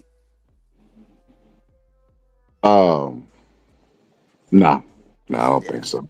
no, I'm with you on that. I'm with you on that. And it's like we want to see that, you know what I mean? Like the viewers, the audience, we want to see that, but this is not going to be that kind of fight. Now, if this was an early Canelo, maybe, but this is not going to be that kind of fight. But I kind of feel bad for Bud because I feel like he hasn't. I don't want to say he doesn't deserve to be where he's at because of course he does, but I don't think he's fought nobody at this level. That's what I and Canelo's fought some really great fighters, you know. Okay. Let me address this. He said it was C.J. Ross, not Adelaide Bird. And what I have to say to you is congratulations for being a chat fact checker on the show. You guys will do everything but break down the fight. Y'all will show up to shows and do everything but break down the fight. He can't. I guarantee you. Hit the link. Matter of fact, go to my community tab, hit the link, and pull up to the show. Y'all will do everything but that. Stay in the chat where it's safe. But still, like, did you get the point? Did you get the point that I was making? Canelo is a favorite to win because of the judges. Is that a fact or is that fiction? Said Canelo. It's an easy fight for Canelo, and I ain't gonna lie to you, cause I don't see neither one of them getting knocked down. Like I said, I don't think Canelo has a tenacity at this point, and I don't think Canelo has a tenacity. I don't think Bud has the power to hurt them. You know, he can make him respect him though. Bud's gonna have to. He got to throw combinations. It's simple as that. The thing that kept him honest with Bivol was not only maintaining the range. Bivol said it in his pick. He said that, you know, he don't speak good English, but he said that basically controlling the range is not enough. You have to make Crawford respect you, and I agree with that. He has to throw combinations. It won't just be enough to just, you know, use your feet and stay away. You know. But do you see Canelo like fighting an offensive fight? Because I kind of see him fighting a defensive fight. But do you see him fighting an offensive fight though? Yeah, I think he's gonna jump on him early. I think he'll try to do the same thing he did with Jamel. He gonna try to make a statement to the rest of the world because Canelo in all those fights, there's nothing you could do when people start noticing that you're slipping. You know, there's nothing you can do. Once you slip, your brain cells don't regenerate. You know what I mean? Like it's hard to get any of that stuff back. Muscle explosiveness don't come back. You know, that stuff gone, it's gone forever. You know, so you know, there's nothing he can really do about it. So he has to keep up a mirage, and the way he keeps up the mirage is keep bringing these little guys up to 68. We've already seen this movie before with Jamel Charlo.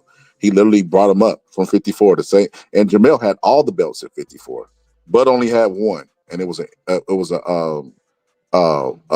interim fight or a vacant, excuse me, not interim, a vacant fight where they were fighting for a vacant title, and that's why he got the title. So it's like Jamel went and collected the belts individually, and then went up to 68, got drug up to 68, and then got dropped.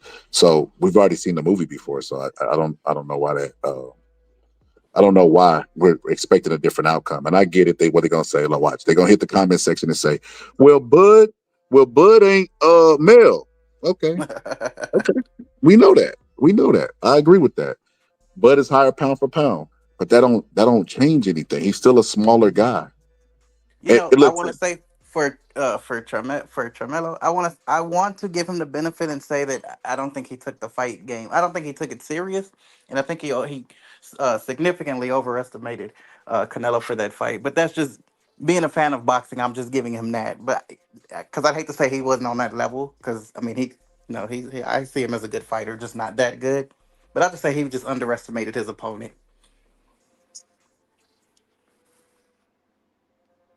I don't know. The video I just showed, Jamel Charlo was sitting up there, still got that Canelo money, still got them Canelo checks in that luxury vehicle, over there cheesing and stuff. And I predicted that Boots was gonna come out. And man, I said this. I said Boots was gonna come out before his fight. He was gonna use the Canelo. I gotta go clip that up. He was gonna use the Canelo sparring to build hype for this fight and say, we gave each other good work. We was doing like he wasn't gonna confirm or deny. He was gonna let the rumors fly that he stopped Canelo and he'd been piecing Canelo up. I said that shit. And then this interview, this is the first time I've ever seen this. He only do interviews with YSM. So, but this fight potentially can have a lot of people come out and make some good money. A lot of good names are going to come out and make a lot of good money for some future fights too. Yeah, that's what it is a money grab, in my opinion. I don't see it as nothing else. I think Crawford. Well, he said it. You don't have to think anything. He said it. He said that Spence was talking about fighting. This is crazy. So he said Spence was talking about fighting. He said Spence was talking about fighting Canelo, and he was like, "Why would Spence get the payday and he just beat Spence? So now he should get the payday." He literally said that he should get the fight. And then after Canelo refused to take the fight because there was no money there before Turkey stepped in, he released a video of Canelo saying he would fight. Canelo saying that he would fight Errol Spence, and Bud was insinuating that he was scared of him. He was insinuating that Canelo Alvarez was scared of him because he refused to fight him, but he said he would fight. He said he would fight. Spence. And I was just like, that is crazy, man. Like, I don't know. It is what it is. Man, grooming himself for a butt. If this was a money grab, could he have made more money fighting Benavidez or waiting for Benavidez to build up that stock? Nah, ain't no bigger fight than Canelo. Shit, I'll fight Canelo right now. I can't even make 168. I try. I'm with you on that, man. I'm with you for sure. What's up now? What's up, X? You there, bro? Yeah, bro. It's ain't an undercard tomorrow, man. The fuck? So we just gonna get the one main event. Bro, what is Turkey? Bro, Turkey got to be trolling again. There's no way that's true. Nah. The nigga Max Kellerman announced it at the Grand Arrival, standing right next to Canelo. He said it. That's on right now, bro? Yeah. Bro, golly, bro. Is it on Netflix? The Netflix YouTube? I don't remember if he said that, but he said they could get tickets and all that dumb shit. Nobody paying for that. That's the dumbest shit ever, bro. So, bro, they had that scheduled for the 12th. It said Grand Arrival. I put the notification on because I was gonna show it, and then it changed. They changed the date to the 12th. So I was like, oh, maybe they're not doing it. Now you telling me that they showed it anyway? That's crazy, bro. Can't believe they did that, bro. That's crazy. They promotion is so like, I ain't gonna lie, it's tacky, bro. To have as much money invested, it's tacky to me. It is live, bro. That's crazy, bro. I ain't gonna lie, that made me mad, bro. That made me mad, bro. Hey, None of my notifications. Do you see a repeat? Do you see a repeat with the Mike Tyson fight? Like, do you see them losing their links and all that? See them losing their what? Like losing the links. Like remember the Tyson fight? I was like laggy. It was real bad. Oh no, bro, I was there. I was there, bro. I went to Dallas to watch it. I didn't know any. Somebody told me it was buffering, and it came back, and all you saw was Mike Tyson's cheeks. Yeah. Somebody told me that, bro. So I don't know. I don't know, bro. I can't. Mm-hmm. Oh, so why did they show this from Netflix? Why is Netflix not streaming this? Turkey Al-Rashid streaming it? He got to be. Let me see. Dang, X. So what else they say, bro? What else I miss, X? Oh, that's it. I was watching that shit briefly. I was like, oh shit, I didn't know this shit was on. But bro, they suck at promotion, bro. Man, that's crazy, bro. Yeah, that nigga Canelo looking confident and shit. Take that. What's good, bro? Like it's a layup and shit. Tacos al pastor, rica. And if we get you to answer in Spanish, just the best. Man, I done missed the whole thing, bro. I'm mad about that, bro. I ain't gonna lie to you. I ain't gonna lie to you. But yeah, that nigga Bud shredded, boy. That nigga look like Luke Cage, nigga. When he took off his shirt, or you just trolling? Nah, I'm dead ass. I don't know, whatever that picture was, that must have been like old or something, man. Let me see. The fight is a week away, bro. And instead of building excitement, they just chilling, bro. Like this, I don't know, bro. They just chilling, bro. Like nothing. Like the fight is not for the. I won't highlight the comments and everything.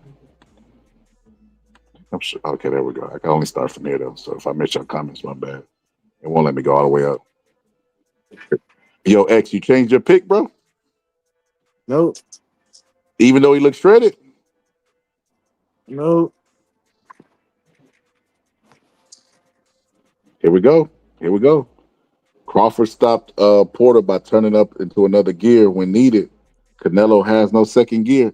See, and this is why you gotta have some form of boxing experience. You gotta get your ass whooped in the ring or something. You need some type of qualifier. Let me tell you this, X. One time I was doing like we used to do, like, you know how in the Olympics they do like team drills where everybody they'll be like low, and then you gotta be in your stance and then hold it and then go back up and then hold, you know what I mean? Or they'll have you go around the ring and they'll say stop, and then everybody stop and start throwing their hands. Yeah. So drills like that, bro, they would get me super duper tired. But the ones, I ain't gonna lie, this is heavyweight thinking. I'm letting y'all in a little secret. When we used to do partner drills, bro, and you know most gyms ain't got a lot of heavyweights, bro, I used to rest like a motherfucker, bro.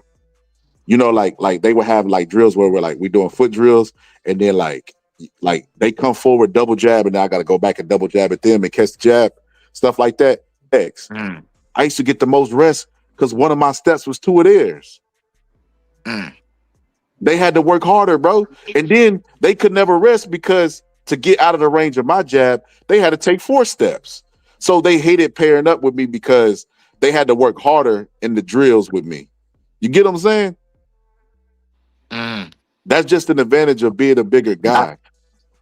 Bivol said this, bro. Bivol said, you know, if you don't want to take the scholar word for it, take this. He said in the fight that Crawford is going to have to work double hard, double the work that Canelo does, and Canelo don't have to do that in order to win. A man go to religion, he don't really believe it, but he said only God knows, you know. But he said he's going to have to work twice as hard, and that's true, bro. You think? No, I'm talking to somebody in the chat. Oh, What'd you say? Why you looking at that man's suit, BBO? you a goofball, man. I just said you got a nice suit on, man. Why is that the first? But oh, see that mean, BBO? That's that racism. Hold on. I'm black, man. This ain't no makeup, bro. I'm black. Yo, BBO, why you got a monkey picture, bro? Y'all see this nigga picture, bro? Bro, when I tell you this dude be trying to get a job at Telemundo, you a goofball. When I tell you this dude, hold on, let me put this. When I tell you this man be trying, bro. When I tell you this man be out there cooning, trying to get a job. Look, and then he got a backup photo. Man, let me get this out my screen. Martin Luther King is somewhere rolling in his grave. Turkey Al-Rashid is in over his head. He don't know what he's doing, and Dana White cannot promote both the UFC and boxing. And UFC is going to take priority over boxing at all times. And what are we seeing? Half stepping. This is half stepping right here, like this. No. The autographs actually cost. It's a part of that. I know that package. It's a part of that $19,000 package. If you want, that's crazy, man. Get an autograph poster with it. That's crazy. Money. Nobody asked for it. I'd rather see Benavidez. I ain't giving no credit for this. I'm not giving Bud no credit for getting this beaten either. I'm not giving you no credit for that. You know what I'm saying? Well, you deserve. I mean, you and Scholar both deserve 50 lashes, man, because this is better than what we think. No, it ain't only because of the skill. Oh, you talking about the weight? Oh yeah, the weight too. Yeah, it's the weight. And would you give Fundora credit for jumping up 3-weight class in a fight he knew he can't? You know that he can't win. He knows he can't win, and you know he can't win. But they're paying him well for. Would you give him credit for that? See, you hating, man, because that's what we seen Henry Armstrong do, and we celebrated. Kell Brook did the same thing when Kell Brook signed to fight Triple G, because what's the name backed out? It was who was it? Ben. It was Ben back. Yeah, Ben backed out. It was Ben or Eubanks. It was one of the two. One of those guys, those UK guys. They backed out of the Triple G. It was Eubanks. Yeah, Eubanks. I knew it was one of them. I got it mixed up in that situation. But when he backed out, they needed an opponent, so they offered it to. And before that, he said Kell Brook was too small. There was an interview where it's like, "Would you fight Kell Brook?" And Triple G's like, "Nah, he's too small." So they offered Kell. He was whooping Triple G's ass for a minute. He put up a good fight at that point. But guys like Prince Nassim and all the UK fighters, they were picking Kell Brook. I'm like, you had to know Kell Brook was not going to beat Triple G, man. You had to know that. There's no way you thought he was going to win that fight. But man, people hate on Triple G though, man. To be honest with you, they always hate on him. I don't like Triple G because Triple G like to hide out, and everybody's like, well, he was ducked. Like, at what point was Triple G ducked? Was he the best fighter? Because we didn't hear of him until because a fight with him and Dimitri Pirog would have been a good fight, but Pirog, after he knocked out Danny Jacobs, he had a back injury, and that basically ended his career. But Triple G would have did better if he would have got the fights that he did win. He beat Canelo the first time, but didn't get it. Okay, I'm not arguing that. I'm not even arguing that. But the second time, that was no robbery. Canelo basically beat him. No, Canelo ripped him apart. Yeah, but the first one, I give you that one. That no way Canelo won 11 rounds in that first fight. That's silly. And you could almost say, if you want to, you could make that a split decision draw too, if you wanted to, on the second fight. Because I mean, Triple G really did show good, and then Canelo just came out of nowhere. Man, Canelo was beating Triple. He was backing him up all fight. Even Roy Jones was like, Roy Jones said during the fight, he's like, after the fight, he's like, you asked for Mexican attention, telling him like you're losing the fight. It's like, you got to give me something. You're losing the fight. When your own trainer is telling you you're losing a fight in between rounds, trust me, you're losing a fight. Hey, while y'all on Triple G, do y'all think Triple G would have smashed through my dude Keith Thurman or not? It's my biggest. He would have broke Keith Thurman's mouth, man. Easily. You know, a fight I always want to see. I always wanted to see Triple G versus Pastor Ward. I hate that we couldn't get that fight. And you know why? You know we couldn't get him because Triple G didn't want it. He went on HBO after a fight, said I'll fight anyone from 154 to 168. After his next fight, word got back that Andre Ward was like, okay, I'll fight you. Then it was like, well, no, we don't want to fight you at 168. You got to come to 164. Like, at that point, I don't like this guy because he's just selling wolf tickets. And HBO, well, you gotta remember with Andre Ward, man. Pastor Ward was really good. And the thing about Pastor Ward, I don't think people realize is that he called him Pastor Ward. That's crazy. Pastor Ward was very, very crafty. I think he had one of the highest IQs in boxing history because he beat a lot of guys with his mind because he wasn't the most talented at all. I agree. But you know what I'm saying? That's my thing. I feel like, yeah, you can call out anybody and you can get the fights, but when you call out somebody and then they respond to you, they're like, okay, I'll fight you. Then you come with excuses why you don't want to fight. You need to keep your goddamn mouth closed. Stop calling people out. But you got to give Triple G his credit. He, other than Marvin Hagler, he had one of the most fierce 60 rounds we ever seen. No. Bernard Hopkins, he cleaned out the division, made it spotless. Yeah, he did. Oh, look, guys had been career middleweights. They were going down to 154 to get away from 160. But I've never seen that in my life. Everybody wanted a Triple G fight. No, absolutely nobody was calling out Bernard Hopkins at 160 when he was the champ. Nobody wanted. You had guys that was his mandatory challenges, and they didn't want the title shot. Have you ever seen that before? You know the funny thing about Bernard, I always remember, for a dude who wasn't, like super fun to like watch and stuff, I never forget how he beat Phoenix Trinidad with his doggone mind. See, that's the one thing about people like Pastor Ward, my man, Bernard Hopkins. Them are the guys who really can beat you with their tact and they mind. Like, you know who does that a lot? Gary Russell Jr. does that. He got his ass whooped by Lomachenko. I feel like a lot of times he be just thinking guys. Close, man. That fight was if you scored the knockdown for Russell, you might have a 1-point win for Russell. That fight was real close. It really was. Close ain't good enough, man. No, I'm telling you, that was a close fight, and they missed the knockdown when Gary Russell knocked Lomachenko down. They didn't count it. Hey, today's your birthday, Scholar? Yeah.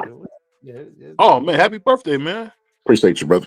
What are you, 40 now? What are you, 38, 40? You know, not bad for 56. You know, me, Mike Tyson, Luis Ortiz, who else we got?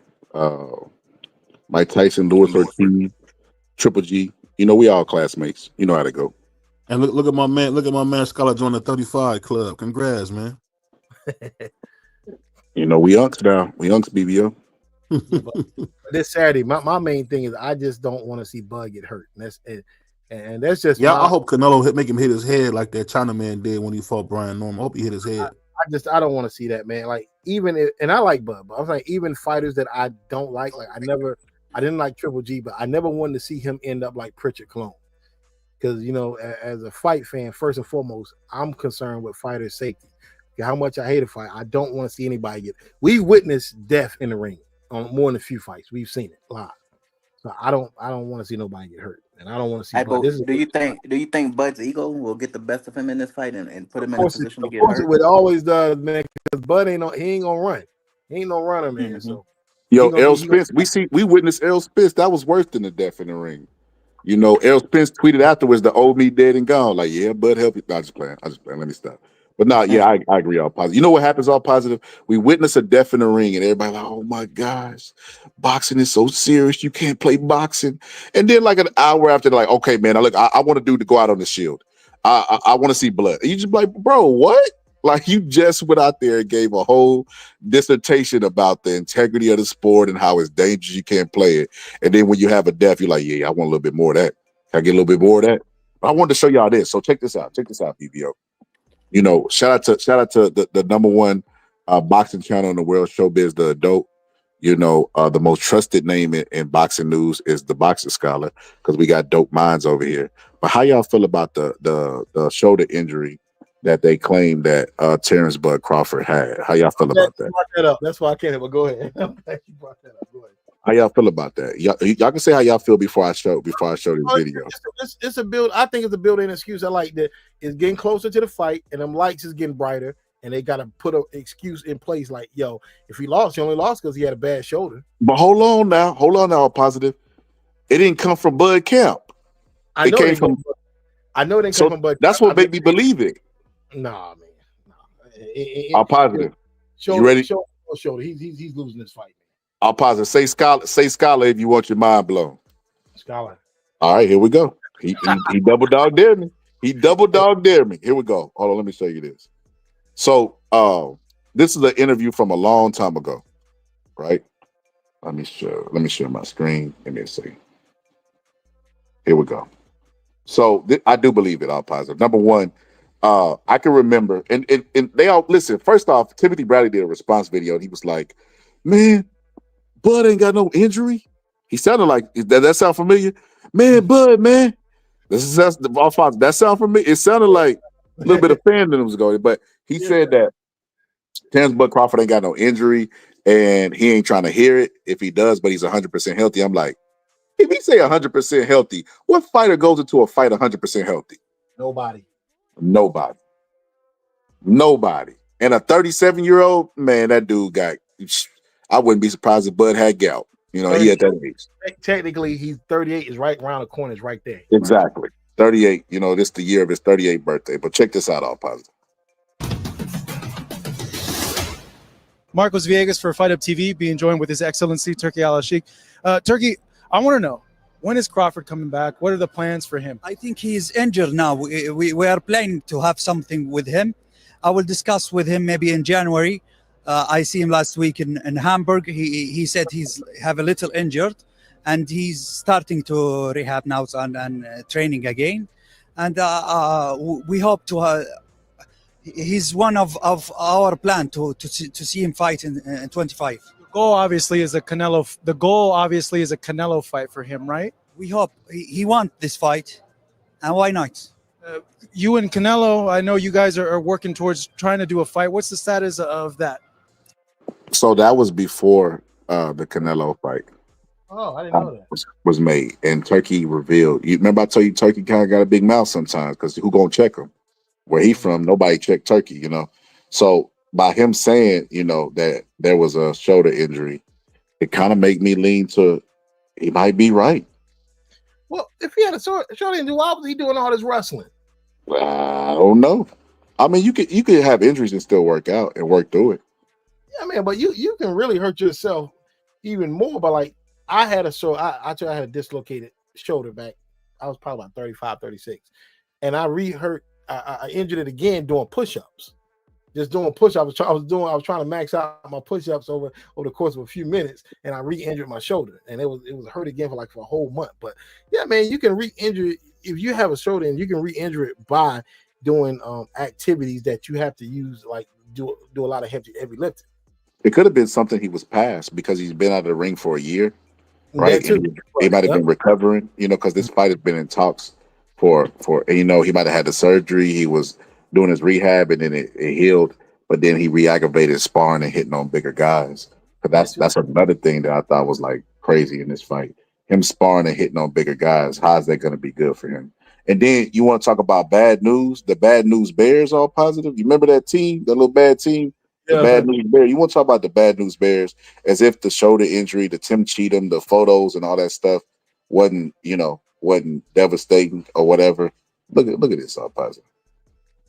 The man might potentially have a shoulder injury going into a fight with a guy who likes to punch on the shoulders. Punch on the shoulders and the arms. That is not good. But like I said, this doesn't affect my pick. You know, I was picking. Maybe all positive. Maybe Bud and his team is leaking this information to be misinformation, or maybe it's a leak in the camp, like when Roy Jones fought Hopkins, and Hopkins got information that he had the hurt shoulder too. I believe. I think it was shoulder injury, but his was true. He just was able to fight through it, and I'm just like, man, that's crazy work, bro.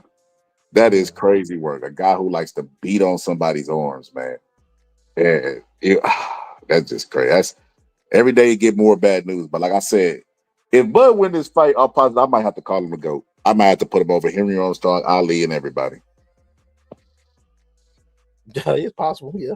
If the man going there with a shoulder injury, body fat, all that stuff, and he go in there and he pulls it off, I don't know.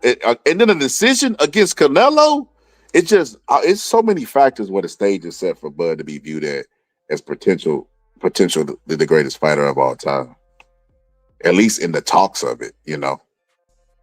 3-time undisputed, jumped 2 weight classes with no fight in between. Did it in one fight and then fought the guy with all the belts at 68. Then ends up beating that guy by decision, already down 3 rounds before the fight started with a shoulder injury and never fighting at that weight before. It's gonna be hard to argue all positive.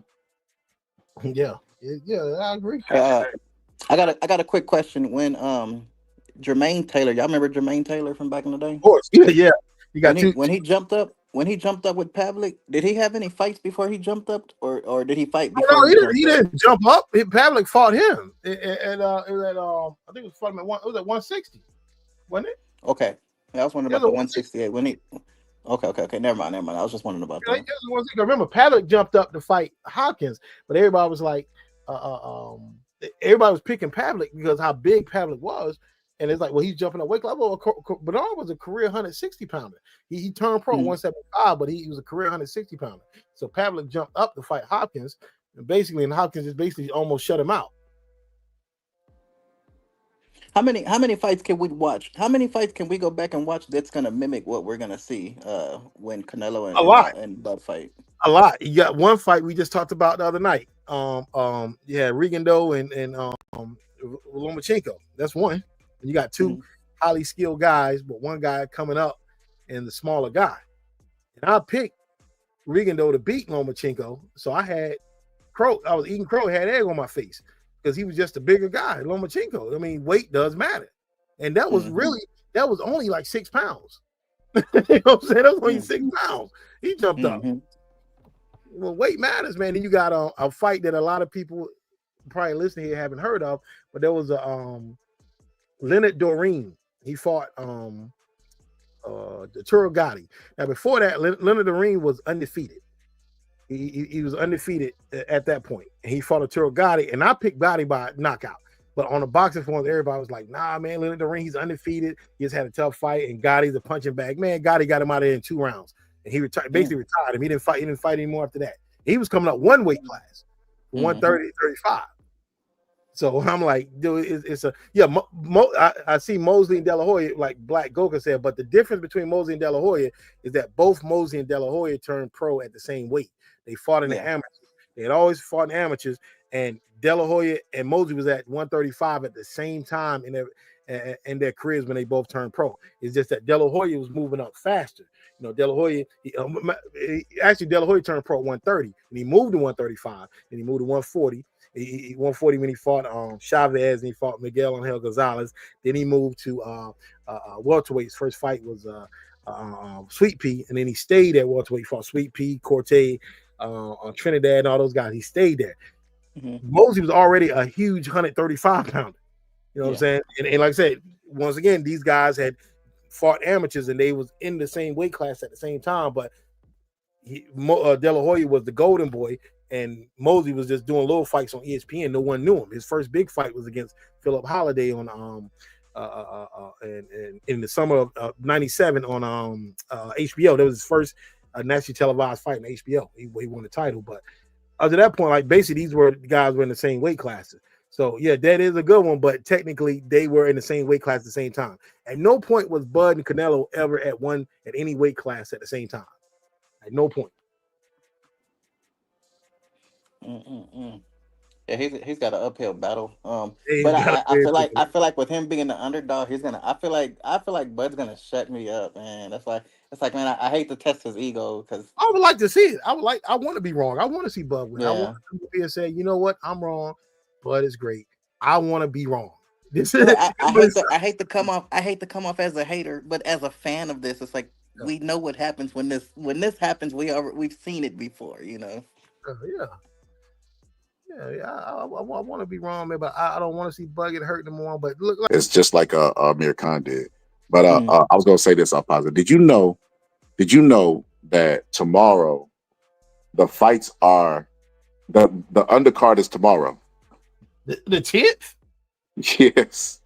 Let me look the fight up real quick. I thought X this was just told me that. They announced Max Kellerman announced it at the grand arrival. I'm like, what is Turki Al-Rashid doing?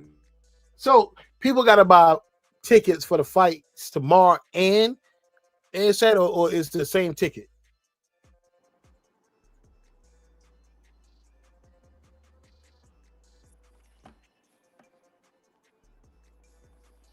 I'm not sure about that because it's never been done. Because it's never been done before, we gotta Google, I guess. I don't know. Because that's crazy because people that bought their tickets ain't gonna fly there until fight night, the night before fight night, excuse me. So why in the hell would they have it on a Wednesday? Like Turki Al-Rashid, sometimes I just wonder, okay, it's free on Netflix. But attendance is gonna be nobody there. I don't know what the hell they're doing out positive. It's like that wrestling thing we're gonna get a Hagler Hearns fight. Bud ain't that stupid. He ain't that stupid. I know he's not. So Bub said we're gonna get Wednesday, Thursday, and Friday finna be fights every single one of those days. Oh, so they're gonna do tomorrow up until the fight. Do you know what that makes sense? Because Turki Al-Rashid had put out like a flyer, and this is what the flyer said. I'll just play. Let me find the picture. But the flyer basically was saying if you got skills and you want to box, to like reach out to them and man, they doing like freaking American Idol auditions. That makes sense why he put that flyer out there, because he wants people to fight. I ain't gonna lie, that's not bad. I thought it was gonna just be tomorrow and done. So if they're doing fights all the way up to there, I like that. We get Wednesday night fights. Ain't nothing wrong with that, man. So it's gonna be on Netflix. those prelims? Yeah, Oh man. it's not bad.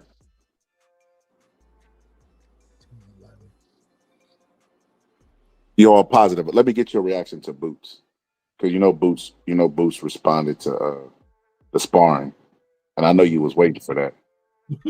Man. Because remember what we predicted? We say he was gonna come and say, we got that good work in. He was gonna use that to promote his fight with Nobody. Yeah, go ahead. nobody. I don't even know the dude's name. His fight with So here, nobody. so here we go.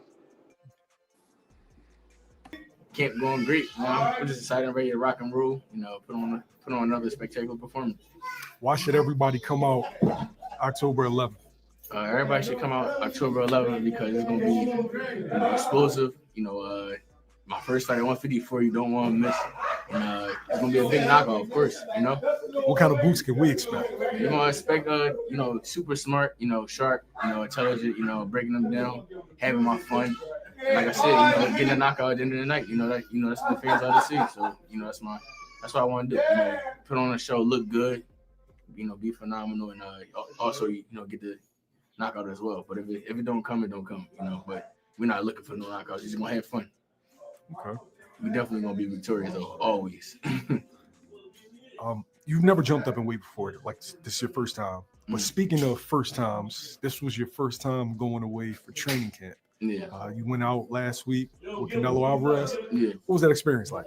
I mean, it wasn't my first time going away for camp because my pro debut, I did the Olympic Training Center for my pro debut for like 2 weeks. Okay. Yeah, so it's kind of like my second one, but it was a great experience. I love being out there. It was fun. I had a great time. All right. Being that this was your second time, right? What do you feel like you gained from it? Just having fun. Being in there with with a. What he got 70? Canelo got 70 fights or something like 67 fights or something like that. Yeah. So it was just cool being there. You'd be able to share the ring with him. Having fun. Learning different things. And I was out there fishing. I was doing a bunch of different stuff. It was cool to get away. And I love that I experienced that. Getting away, sparring Canelo, fishing, just having fun. With my brother. And things like that. So it was cool. Why did you feel like this was the perfect time to do that? I feel like it was the perfect time because, like you said, I'm moving up in weight, and I want to just, experience something different. I always do camp in Philly, and I just wanted to do something different, and I definitely think I'm gonna take my whole next full camp to, over there, and where we was at. I loved it out there. It was great. As far as like sparring goes, right? Historically, you and your father have talked about that it's tough getting sparring, and did you see this as the perfect time to get a guy of that caliber? Yeah, why not? Why not? You be able to share the ring with with Canelo, and like I said, being there with a Hall of Famer, legend, and face kind of like the face of boxing. Why not? All right, so I gotta ask you. Yeah. People gonna kill me if I don't. How was the work? The work was great. The work was great. Like I said, I had a great time. I was having fun. I love being in there with Canelo. It was a great thing. All right. So there's been like 100 rumors, and it kind of broke the internet. That might have been like your third time this year. Yeah. Did you expect this kind of attention from a sparring session? I already knew it was gonna go crazy. Once we posted the pic, I'm like, yo, this junk gonna go everywhere. We kind of figured it, and it kind of, I guess you could say it made the fight more interesting now because everybody kind of want to tune in a little bit more to see, what's gonna happen for them. What's your thoughts on the backlash, though? I ain't gonna lie, I really don't care. I ain't gonna lie. I went out there not only to not help, but I went out there for myself, basically. To start my first 2 weeks off at camp, out in where we was at, with the elevation and all that. That was phenomenal. This was for me. It wasn't for nobody else. I went out there and I got the experience. Being in the ring with Canelo, and like I said, we was having fun. I had a great time sparring him, and it was good. Good.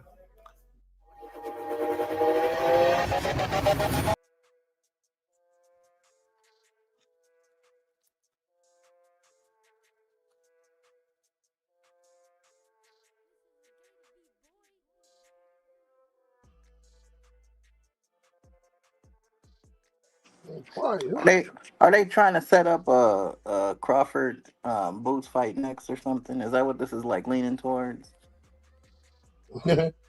Well, I think Crawford got a little too bit much in the tank to fight for Boots to fight him.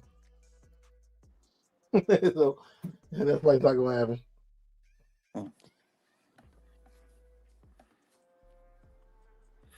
I just want to get this. I just want to get this fight over with. I'm anxious to see what's gonna happen, but I'm kind of like, it's gonna be good for the sport, man. It's gonna be real good for the sport. Yeah, it's gonna be good for the sport. Yep. Wise.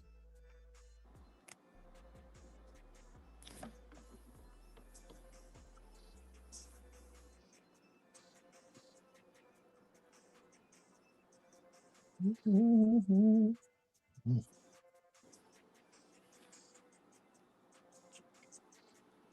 that's so quiet.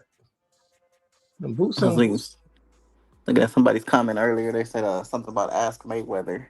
I've watched the fight a few times, at Mayweather and Canelo fight. I think, I don't know. I mean, it is what it is, but I think it's a handful of boxers that have made Mayweather actually fight. I think we can go ahead and throw Canelo in there. Of course, I'm gonna leave Miguel Cotto in there for sure. But a lot of times we look at it and we'll say like they washed him. It's like, nah, I don't think he washed him. I think when you fight a great fighter, it's gonna bring the best out of you. So you might look a little bit better, but it still brings the best out of you. Hey, everybody keeps talking about the Mayweather fight though, what he did to Canelo and like Crawford, but Crawford and Mayweather fight nothing alike. Mm-hmm. It's like absolutely the same. An example can be used with Roberto Duran when he fought Roberto Duran fought Marvin Hagler, and he fought him to a close fight. I think Hagler won by like maybe 3 rounds, or 2 or 3 rounds. It was a very close fight. Mm-hmm. And then Tommy Hearns stretches Duran in 2 rounds. And then Hagler basically got Hearns out of there in 3 rounds. Mm-hmm. So styles make fights. Like Crawford fights nothing like Mayweather. Crawford doesn't have a hit and not get hit style. Yeah. Crawford has I'm gonna get hit and I'm gonna hit you and hurt you more than you hurt me type of style. Because if you look at the Spence fight, Spence was still landing punches. Yeah, they wasn't landing. It's just that it didn't have any effect on him. Mm-hmm. Yeah, I was looking at that fight when he stepped up. I forget the name. It was a tuner fight, but when he stepped up his weight class after Spence, and I was looking at the fight, and I was like, man, this looks like 2 average fighters fighting. So it's like I really like. Sometimes I think to myself like it doesn't make sense that he's in the ring with Canelo, but I understand that maybe he done tapped out, and maybe this is all he has left on the table to fight because no one wants to fight him. But sometimes I wonder, like, man, did they hype the name so much that now we think that like some of these fighters deserve to be where they're at? You know what I mean? Yeah, it's a possibility, man. And one thing I hate too is that I thought he stayed with Top Rank too long. Like when Bud renewals kept coming up, and he renewed back with Top Rank at his peak. I'm like, what is this guy doing, man? No, you're one of the top fighters in the world, and this was before long before the Spence fight. And I'm like, dude, you one of the top fighters in the world that nobody knows. And Bob Arum's not getting your name out there. You're just wasting your career over there. And by the time he got a fight, he was well into his 30s. By the time he got the biggest fight of his career, that's crazy. Mm-hmm. Yeah. How y'all feel about Bread Band saying that he think that Bud Crawford can stop Canelo? If he believed that himself, he would put at least $1,000 on it and cash out. You'd make about $6 or $7 grand on it if he believed it himself, but he doesn't. But let me ask you this though: do you think Canelo's knees is going to be able to keep up with Crawford this fight though? I don't think he has to. That's the point I was trying to make earlier. Because I think that because Canelo is a bigger guy. I mean, I didn't say taller. I said bigger guy because I know the chat. Oh no, there's a height to this. He's 5'6" and 3/4. No. It's a bigger guy. He fought at 68. That's where he made his bones at in boxing. Because of that, he's gonna have to work less. He's used to punching on bigger targets. Now he's punching on a smaller target. It's no different than putting on heavy gloves and then going to light gloves. That's what it's gonna be, and he don't have to do a lot of work to even get inside. Like he's so used to fighting people like Berlanga height, Callum Smith height, that he has to do a ton of work to get in the inside. He's gonna have to do a fraction of that to get inside with Bud, and Bud is gonna stand right in front of him. That's the coldest part about it. Bud gonna stand right in front of him. So he don't have to worry about cutting off the ring in this fight. No, basically. that's the only way Bud knows how to fight. Like, I need someone to find me a fight where Bud was on his toes and making guys miss and just shutting them out like that.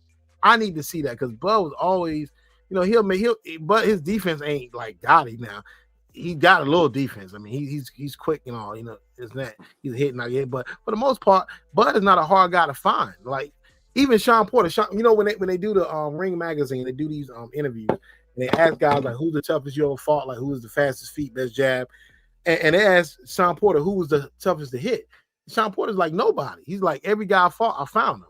He's like I basically I was able to hit every guy that I fought. He's like even Bud. He's like Bud wasn't. He's like Bud's the smartest fighter I fought, but he wasn't hard to hit. He's like I was hitting him all fight.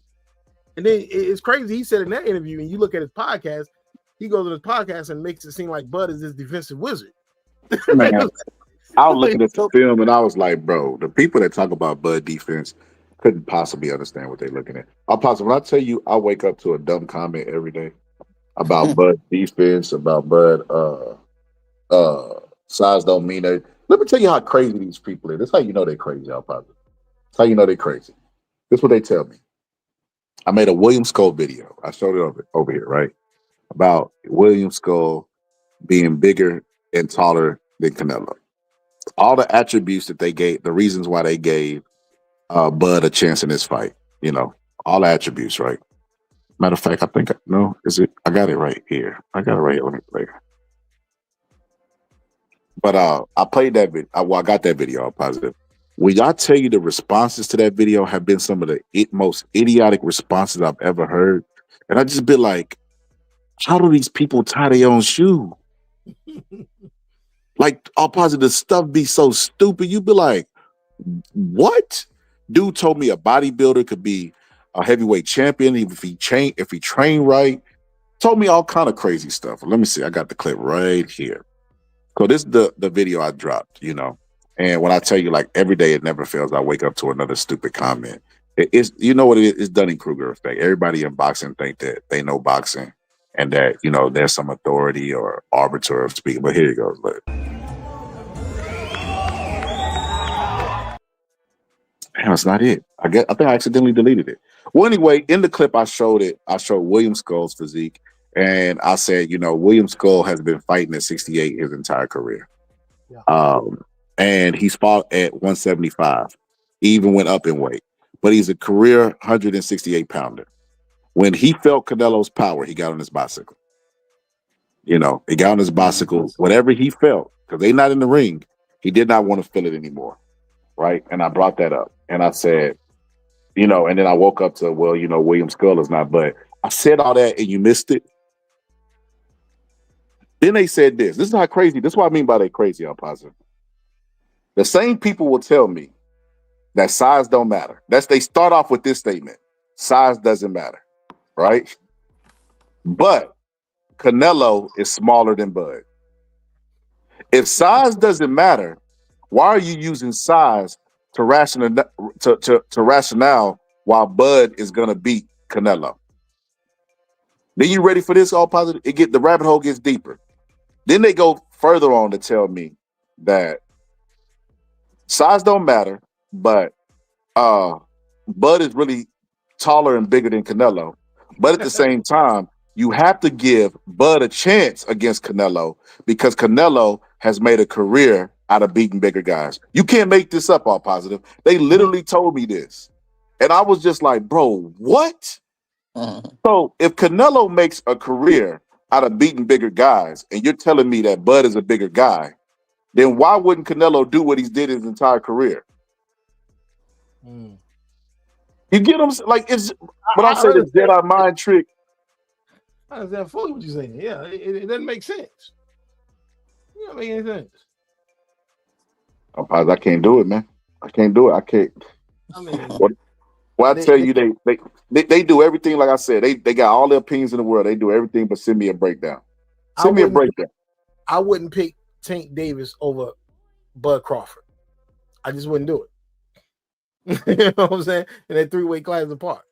Bud Crawford picked Tank Davis because of size. I mean, picked Jake Paul over Tank Davis because of size. And then to add insult to injury, he said Tank Davis got more skills, but Jake Paul is just too big. And you just face Paul like, bro, that's the argument that I've been making for you to lose against Canelo.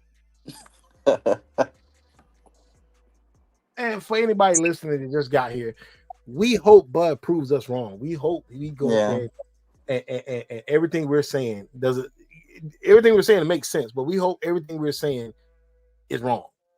I didn't even think about that. You know what? To the listener, it probably sounds like we're hating on Bud. I didn't even think about that right now. I don't care what it sounds like.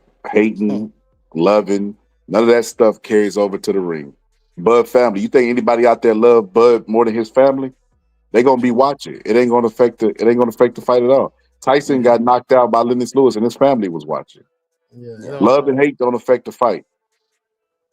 So I often wonder what would have happened if Roy Jones would have took that fight against Buster Douglas. Probably would have sleep. I think he would have beat Buster.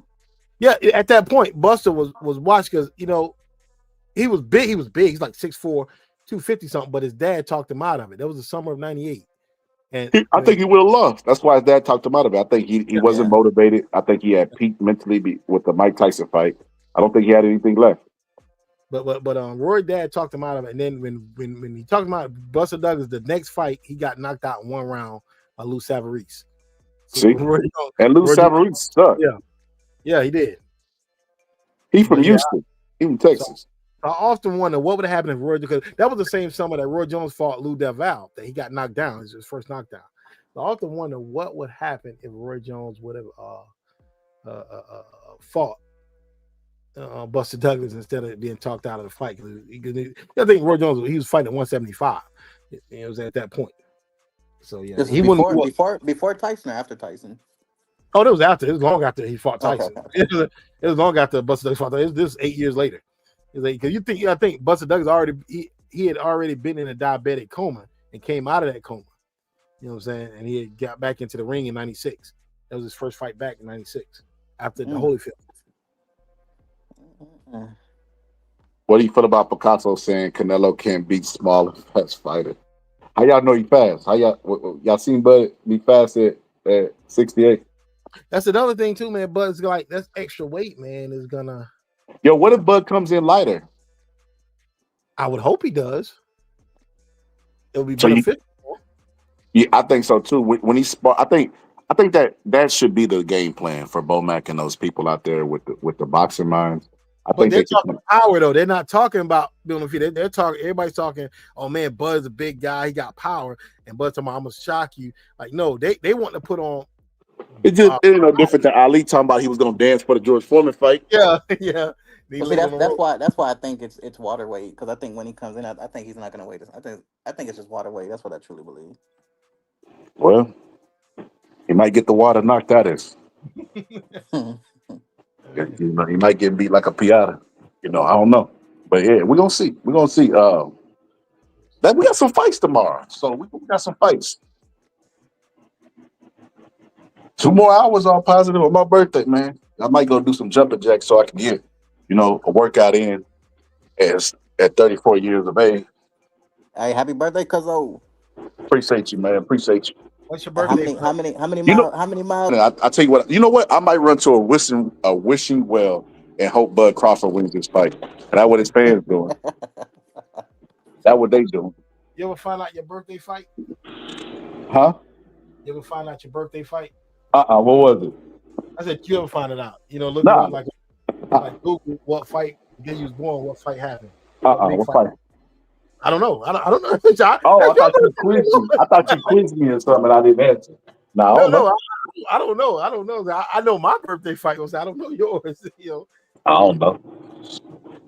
It might be. I don't know. I'm looking Yeah, at my mine birthday right fight now. is Matthew Side Muhammad, Marvin Johnson 2. I was born the day of their rematch. That's crazy. I don't think I have one. Oh, you got one. There's a fight every day. You got one. Trust me. There's always a I fight. don't know. Maybe not a big fight. Maybe not a big fight, but there's a fight every day. Watch mine be like Roberto Duran quitting against Sugar Ray. It's gonna be something disgraceful. I almost had Mike Tyson. He fought 2 days after my birthday, so I don't count it. What, Almost. what fight was that? This one was Mike Tyson versus Pinklin Thomas. Oh, Pinklin Thomas. Oh, I remember that. I definitely remember that. He was born in 87. Mm-hmm. This was on my birthday's on the 28th. This one's on the 30th. So 2 days after they fought. Yeah. I He remember said, that well. boxing don't ride with fairy dancing anymore. Turkey is fire. I don't even know. I get what you're trying to say, but yeah, nah, it's not true, bro. Turkey can't control how these fighters fight. You know who probably was responsible for that narrative? Dana White, because it's when Dana White came when he started saying the Tom and Jerry stuff. Because there's no way that Larry Holmes is his favorite fighter, but he don't like moving. Yeah, There's no way. Makes no sense. Don't make no sense. Hey, but he's giving them a lot of money just to survive. So it's like win, lose or draw, you're gonna walk away with a bag, man. Yeah, man. Like I said, I'll take this fight tomorrow. I'll fill in for him if he goes out. I'll take that 40, 50 million. So Tommy Cat said Bud will be faster, 100%. He needs a KO. Said he will look for a KO. Canelo has the power, but at that level, Bud has plenty of power. Bro, at what level? He don't got one fight at 68, bro. we were talking. Like you're making an argument in reverse. Canelo showed to have power at 68. He knocked the guy out with a belt to get the title. We were just talking about this earlier. These fighters do not have to fight the way we want them to fight in order for them to win. They're gonna fight the way that they want to fight for them to win. What's good, Samuel? Samuel says, subscribe, respect from London. Respect, brother. Well, what I was going to say, to anybody who wants to join the panel, all you got to do is go to my community wall, and it says pull up and hit the blue link, and you can join the conversation, man. I like when Bud fans get up here. Well, I let a Bud fan just go for about 30, 40 minutes with Men All Positive just listening, because he was just saying some of the craziest stuff we ever heard. I like that night, man. Stephen he's a character. I liked him. And the crazy part about it is he got the same name as one of the people we familiar with. We got a Stephen already in our circle. Yeah. We call him Bass Reeves, though, for the mustache. You call him what? Bass Reeves. I didn't know that. He got Bass Reeves, the old the black sheriff from the 1800s. Steph used to have a mustache like Bass Reeves. That is hilarious. That's hilarious. But yeah, hey, all positive. I hope, for the sake of arguments, that picture was a catfish. I hope that I hope the injury is a catfish. But it's like, come on, bro. Everybody got injuries in boxing. It wouldn't surprise me if he did. Don't Canelo have hand problems? Yeah, everybody got it. Yeah, everybody got some form of it. So yeah, it wouldn't surprise me. Said the culture won't give anyone fairy dancing fights and get a win in 2025 culture. Yeah. Said Bud will be 100%. Oh yeah, the dude, you made the argument for the wrong person. Said it's a much bigger size difference between Tank and Jake compared to Nello and Bud. Well, it's also a bigger skill gap between Tank and Canelo than it is against. But they're not letting Tank and Paul fight though. This is the official called it off. Nah, that fight's gonna proceed. What's going on with that? I heard like it's in jeopardy. What's going on with that? Because they can't get nobody to do it because of the weight disparity. But if I know anything about boxing and the horror that boxing is, it's gonna find a way to make that money. You remember Mike Tyson when he bit Lennox Lewis on the leg? That fight got postponed and pushed back, and nobody would pick it up. And then Memphis picked it. Like Memphis, somebody gonna sell their soul. Somebody gonna sell their soul to the highest bid. That fight is gonna proceed. If it's in a Mayweather gym, a TMT gym, that fight gonna happen. It's too much money on the line. It's not a real fight though. It's an exhibition. You don't have to sanction an exhibition. Yeah, that's why I don't understand either. Like that's why I think it's a rumor, because the exhibition is just that. It's a scrimmage. You don't have to get it sanctioned, isn't it? And it's not going on Tank's record. So I don't believe. That's why I don't believe that rumor. I don't believe the rumor that it got caught up. I think that's just somebody speculating. But they would be right if it was. What if they only caught up? What if they only put the fight together on paper and just to generate some buzz behind it, just to see how much buzz they can generate? That would be crazy, because that wouldn't make any sense, because Jake Paul is famous for, antics and boxing and people wanting to see him lose. Like him saying that he's gonna fight Tank where he would be a favorite wouldn't make any sense. I don't know. He wants Tank's fan base. Tank has like 3 fights. What does he have? Like 2 or 3 fights left on his contract, but I don't think he has room for an exhibition, does he? Like, would they let him do that? Yeah. And that won't mess up his contract, or will that count as a because it's about them generating money. It's about them. They would count that as a fight, because they're gonna generate a ton of money. Even though it is, like I said, a scrimmage, they would count that. They're getting paid. I can see them count.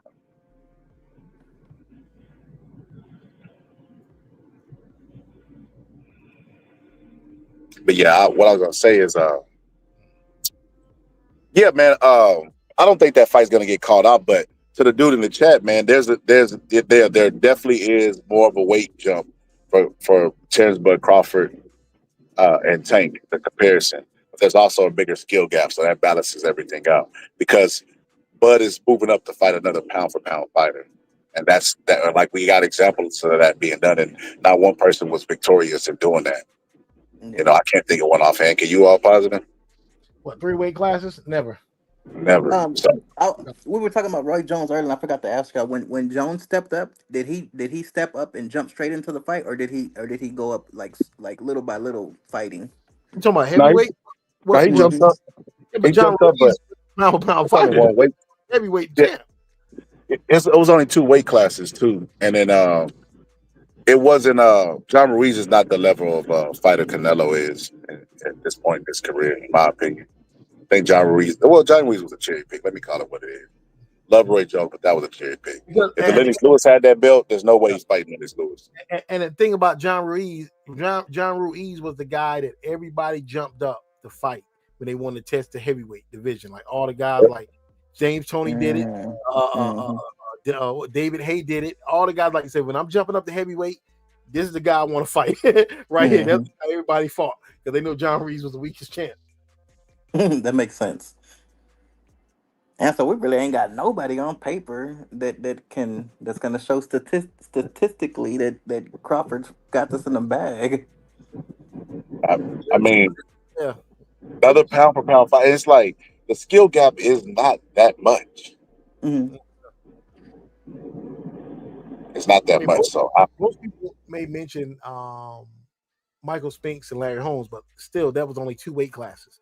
And Michael Spinks actually he's a big guy too. He was a big guy too, and that's really a good example of Michael Spinks and Larry Holmes. But that's only 2 weight classes. There's only 2 weight classes, and like I said, everybody above 200 hits hard. So he went from 175, because the cruiserweight division was fairly new at the time, and so and there was talks of Marvin Hagler couldn't find challenges. There was talks of Marvin Hagler jumping to 175 and fighting Spinks, but wisely he didn't do that, because Spinks would have beat him down. It wouldn't have been any competition. He's just too big for him. And let me ask you this: if you were in control of Crawford's fight, let's do an if scenario. If he beats Canelo, who do you go after next to keep him at 168, or do you just let him retire after Canelo? No, I'll move him back to 160, at least 160 or 54, 60 or 54. I would move him. I would move him into the retirement home. That's what I would. Because if he goes into a rematch with Canelo, we've seen judges, get the decision wrong twice, or get it, whatever the case may be. So it's another risk again, because I think it will go to a decision. I think Bud should retire, but he won't stop. Even if he wins, he still loses. He won't stop. He's gonna rematch Canelo if he wins. Let's say he barely edges it by a point. It's a close fight. He's gonna rematch him. Yeah. Just I don't know. Could Bud this is be his farewell to boxing? Like, could this be his trilogy that he didn't get to get? well, Bud don't even got rematches, so yeah. Yeah, he don't.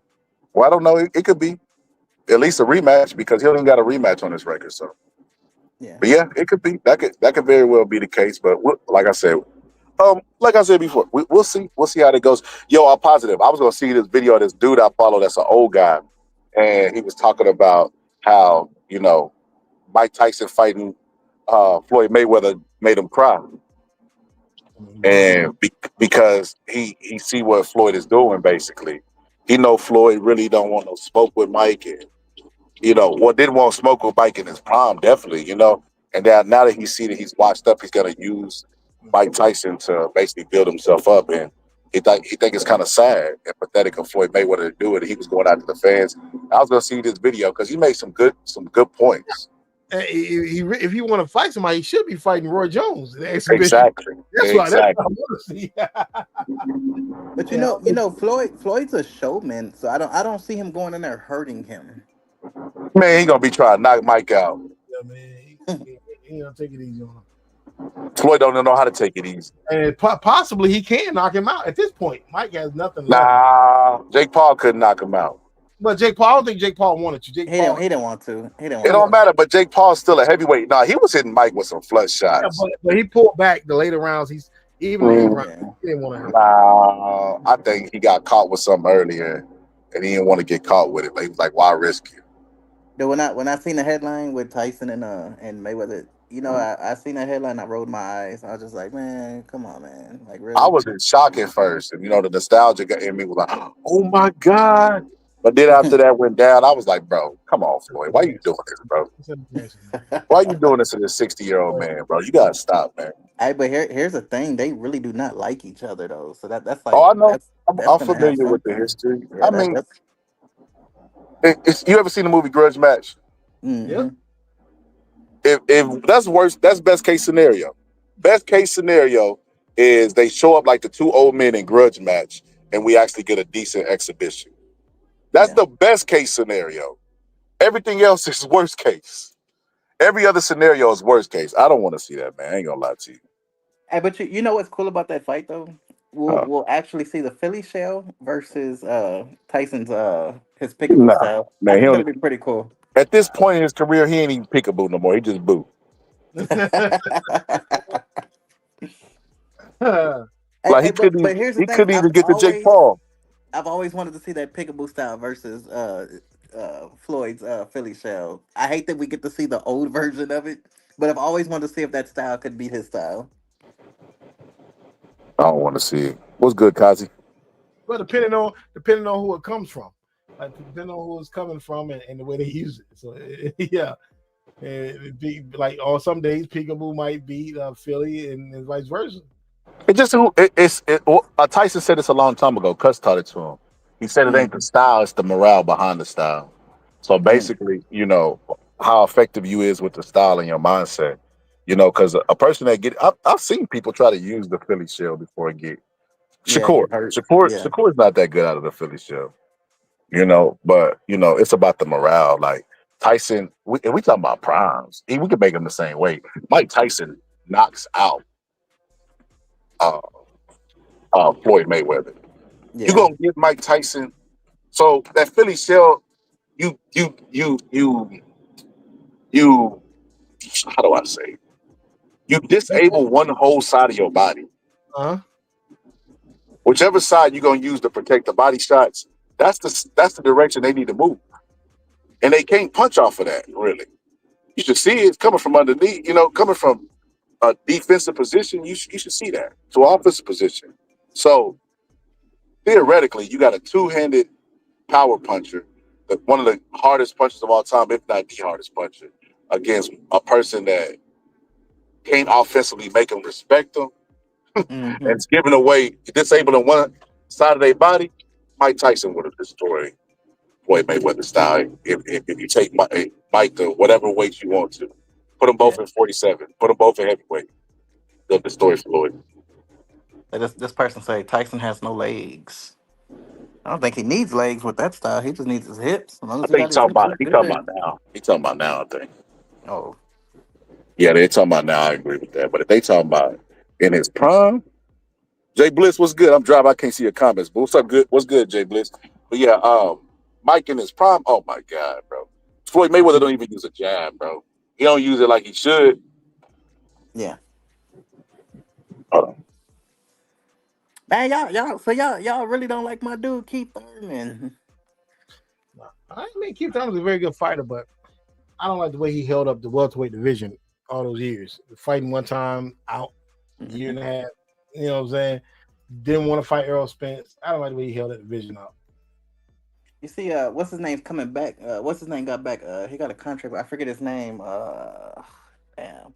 He wanted to fight Floyd. Black dude. I can't think his name. He fought Maidana, and Maidana dropped him. Oh, you talking about Broner? Broner. There it is. Adrian Broner. Man, hey, being that he's back and Thurman's active, man, how do you see them two in the ring? What do you see happening with them two in the ring? I got Thurman winning it because AB don't like throw punches, man. And Adrian Broner does this every year. He's like, oh man, I'm about to dedicate my life back to boxing now. I'm focused. He does it every year. Gets saved every year. Every year he gets saved. Every year he gets baptized. You're right. That's funny. That's funny. I seen the headline. I was like, man, that'd be so cool for Thurman because Thurman's back active. I'm like, man, that'd be cool for them two to meet up. You know, Thurman got to make it past Fundora. He got to fight with Fundora coming up. Oh, I already caught that one. I already put my prediction. My predictions are never wrong. I already predicted. Who you got? I got Thurman on that one. You got Thurman against Fundora? Fundora's been active, man. Fundora's a big. Fundora's got a lot of reach on Thurman, man. Thurman stood on a chair at the press conference, and Fundora was still taller than him. Hey, what happened with Gervonta and Garcia? You see how low Davis was. Like Garcia can do nothing with them. So I'm looking at that fight like, man, Thurman's gonna be like that. It's gonna be too low for him to do anything. I wouldn't be shocked if Thurman won that, but I'm picking. But like I said, I've always said it, and I said this before he got beat. I like Fundora. I was like, Fundora is always a knockout waiting to happen with his chin up in there. Always. Anytime. I don't like him. Anytime you force a short dude to stand on a chair to look you eye to eye, it's never good. It's never good after that. I'm just playing. I ain't gonna lie to you. And then Fundora, I ain't gonna lie, he looked like he smelled fear in Keith Thurman. I don't know. Keith Thurman, you got, like I said, I think Keith Thurman gonna get injured in the fight. Man, that'll break my heart. That'll break my heart. I think the age, the fact that he's the Grant Hill of boxing, injury prone, and then he has to work so hard, the pace. I think Keith Thurman's gonna get injured in the fight. I think Fundora is gonna win a decision because Keith Thurman gonna get injured and go into survival mode. If that's the case for Fundora, what's Keith? Is that his tuner fight for somebody better or what? It's a title fight. But is he looking at like a tuner though? Like, is he looking at like something something better than that or what? No, I mean, he gonna be a champion if he beat Fundora. Somebody said they got AB. Man, I can't bet on AB. I can't bet against AB against nobody no more. Nobody. Man, and I ain't gonna lie. If AB can make 54, if Keith Thurman get injured and lose, that would be a good farewell fight. AB and it would be like Andre Berto and what's that dude name he knocked out? Andre Berto. Was it Bam Reed? It wasn't Bam Reed. It was Victor Ortiz. Yeah. Hey man, if Victor Ortiz would have never fought Mayweather, he would have been a beast, man. He really would have been a beast. He would have been a threat. No, I don't think so. They had him as a Canelo killer. That's why they were targeting him. They were positioning him to fight Canelo, but it never happened. See, because what happened was Canelo wasn't supposed to be Canelo. It was supposed to be Ortiz. Yeah. Ortiz was the guy that they invested into. He was supposed to be the next guy up. He was supposed to be like the Oscar De La Hoya. And when he quit, the Mexican fans, they turned on him. They didn't like him anymore. And then, Canelo came in, red hair, Irish looking dude, and they embraced him. So Scholar, can I watch the fight Saturday with the 7? Yeah. It's gonna be free on Hey, but Netflix. I watched. I'm a Mayweather fan, so I might be being biased. And I've never been fully behind Victor, right? But I will give him his props. I've watched that fight over and over and over, and I will say this: I think he was putting pressure on Mayweather, and Mayweather had. I think he had to do that because it was going to be a really long night for him. If he wouldn't have knocked him out, it would have been a really long night. Because But Ortiz that's was getting Victor's fault. Victor's stupid Ortiz ass head butted him. If he would have never head Ortiz butted him, he could. Dude, Ortiz was getting some. He was getting some shots in, man. I was like, man, this is not looking good. This is not looking good. Because you know what, Mayweather in trouble. He try to act like he's not in trouble. You know how he do his psychological warfare. It's because his weakness is southpaws. You can't use that. Hmm. You can't use that shoulder roll shit on the southpaw. Because your Yeah. head gonna be right in the line of their backhand. So a lot of times they don't spend time in that shell, or if they do, they duck all the way and clear the punch all the way to the floor. So, like, if they duck all the way to the floor, they're not in any offensive position or defensive position. They're basically out of position, so they have to reset. A lot of times they don't even know they lose track of the puncher, especially if he pivots. So Hmm. that's why the southpaws that I always gave Mayweather trouble. Look at Conor McGregor. There's no reason Conor McGregor should have done as well against Mayweather as he did, but he did because he's a southpaw.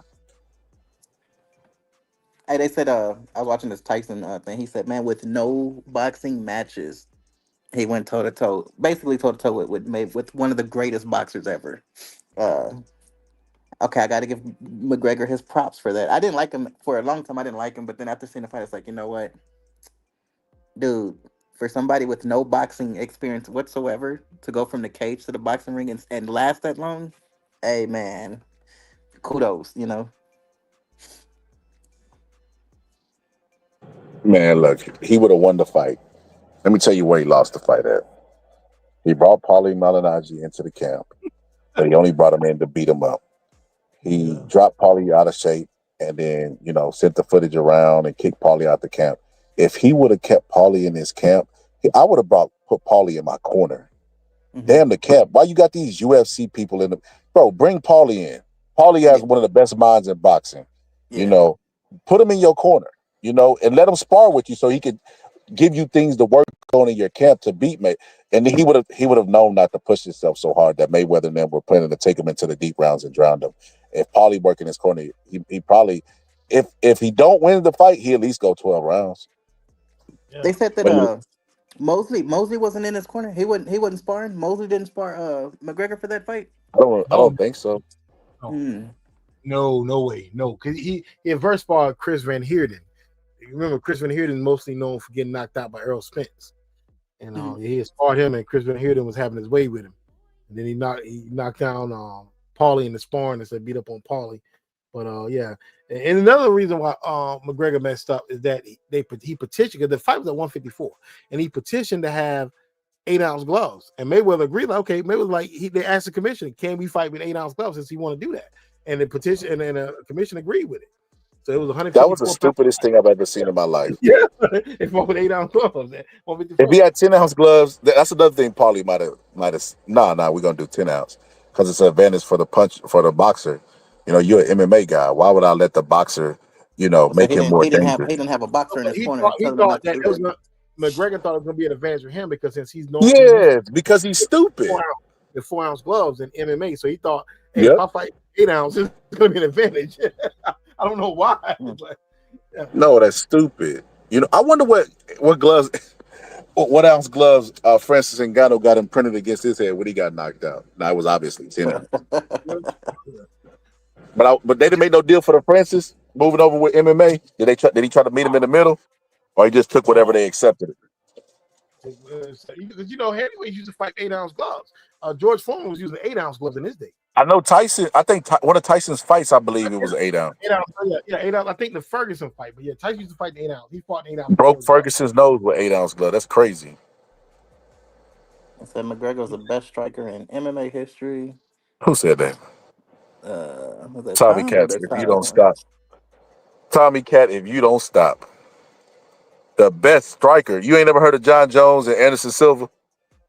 Now, John Jones not a very good striker though. John Jones, he's better than John Jones is striker. Nah. Now John Jones wrestles, but back John Jones, the light heavyweight, that guy was he was knocking people out with elbows. He I was a got good one for striker. He y'all. was a good I striker, got a but striker for y'all for MMA. Y'all ready for this? This is one of my favorites too. Go ahead. Charles Bennett, Crazy Horse. oh yeah, I know he is. I don't What do even y'all know think? that is.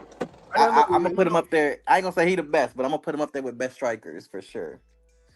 Yeah, he's definitely up there, man. Man, 'Cause you want to I y'all want to see best strikers? Type in Anderson Silva versus Victor Belfort. That man knocked him out with his toes. yeah. But you know what Victor Belfort is known for now, right? What, beating Roy? Yeah, yeah, and he didn't even win that fight. I had I Roy mean, winning not that Roy fight. Holyfield.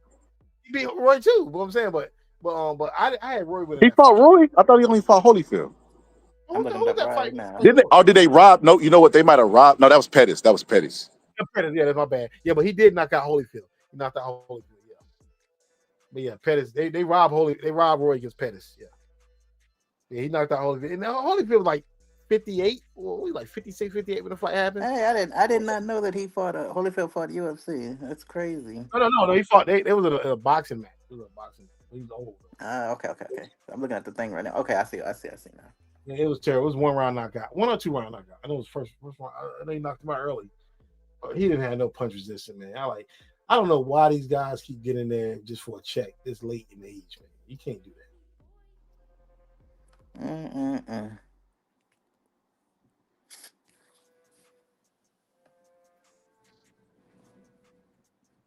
Yo, I'm gonna be honest with y'all.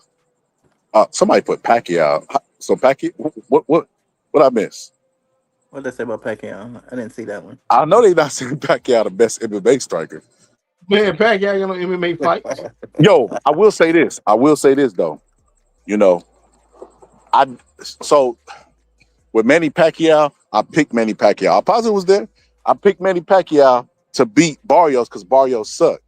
So I'm not a person that just say, "Oh, there's no way a 46-year-old person could be the champion in a sport of boxing." I'm not one of those guys. So, you know, I did pick that upset. You know, should have been upset, but it ended up being a robbery. Had a rob this 46-year-old. I picked Barrios to win, and they robbed Pacquiao. I picked Barrios to win. I say, no way, I didn't think Pacquiao be able to keep up, and they robbed that old man. Had a rob a 46-year-old. What's the difference between that? Does that make it aggravated? Ain't it aggravated when you rob an old person? I had body off on that one too. Yeah, but yeah. Kazi said boxing took over MMA. I don't think boxing was ever competing with MMA. I think MMA was competing with WWE. Yeah. Stay in your boxing lane, bro. Well, Tommy, I believe you think that Terrence Bud Crawford's gonna win, and if I'm staying in my boxing lane, I say he's gonna lose a decision. Are you accepting my boxing opinion since that's the lane I should stay in? Or do you only think I should stay in my lane when I disagree with you? He got to come on the panel on the fight so we could let him know like you picked the wrong person. Man, he ain't coming. You know what's gonna happen? They gonna so what they doing right now is they learning from the Terrence Bud Crawford fans. I mean, excuse me, the Spence fans against Terrence Bud Crawford. So them fans were saying stuff so stupid that X went and made a whole video, 30, 40-minute videos. He was doing part 1, part 2, part 3, and it was just them saying stupid stuff. Errol Spence punched harder than Canelo. Stupid stuff, right? They learn from that. They don't want to make the Summer Jam screen. So what they doing is what they doing is they being quiet but loud at the same time. They only loud in the chat. They loud in the chats. They're not pulling up. They're not saying anything crazy. They can go back.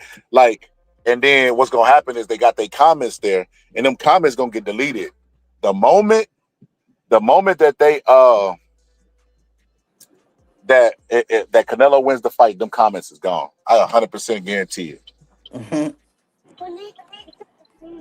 Hey, I'm gonna start dropping my cash app because if y'all taking my advice and y'all using it to gamble, y'all need to start breaking bread. And if you take Scholar's advice, y'all better break bread with him too.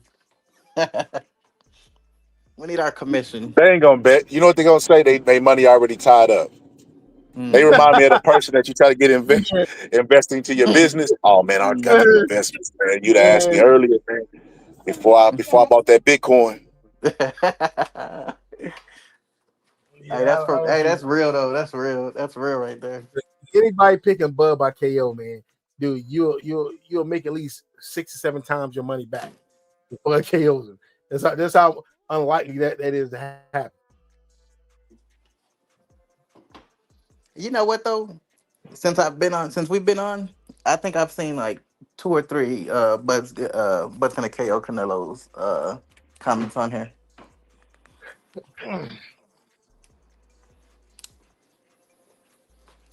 What? I think a lot of people really don't know boxing. They just want to see. It's the Roman. This is the dome for them, basically. You know. But no, what it is a Dunning Kruger effect. Because I know you know what that is. They got the Dunning Kruger effect. You know what that is? Nah, you gotta tell me about that one. So Dunning Kruger were 2 psychologists that studied this guy because the guy went into a bank and then robbed the bank with lemon juice on. He thought the lemon juice was going to make him invisible to the cameras because he heard it somewhere. And they wanted to know how somebody that was an adult could believe something so stupid. They said he robbed a bank and looked up at the cameras and smiled before walking out because he thought he was invisible. So when they What's the studied card him, again? What's the card again? I'm gonna Dunning-Kruger, Google it. the Dunning-Kruger effect. Kruger effect. I'm gonna look that up. That sounds interesting. I'm listening. I'm gonna put it on mute real quick while I'm listening to you though. But yeah, so they studied him and they found out that most people believe they're experts at everything. This is why they argue with doctors. You got people that have went to school, got a whole bunch of medical student loan debt and all this stuff, and proved themselves with a test and graduated. And you got somebody off the couch telling them that they know more. You never find a shortage of experts on the internet. They know everything. They know about boxing, football, all that. Like I literally have a friend who thinks he can run the Cowboys organization better than Jerry Jones. No.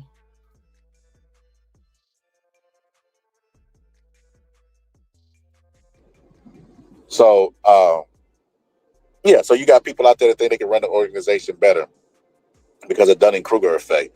But it basically, in short, is saying that most people are average, but they think that they're better. That's essentially it. They're better than they are, and the people who are better than they are actually rate themselves lower and think that they're average.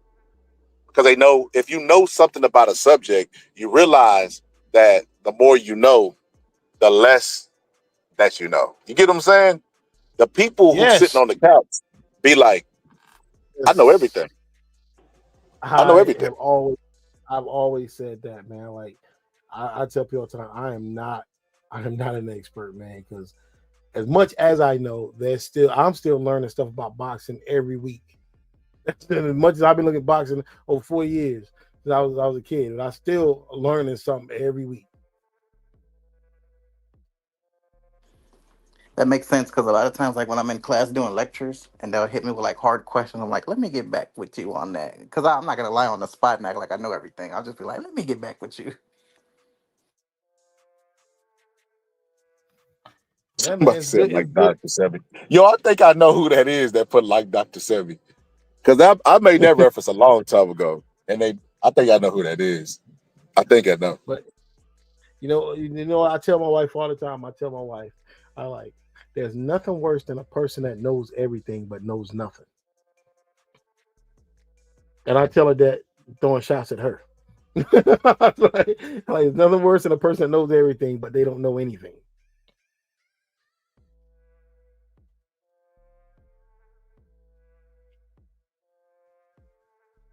But yeah, we only get this with.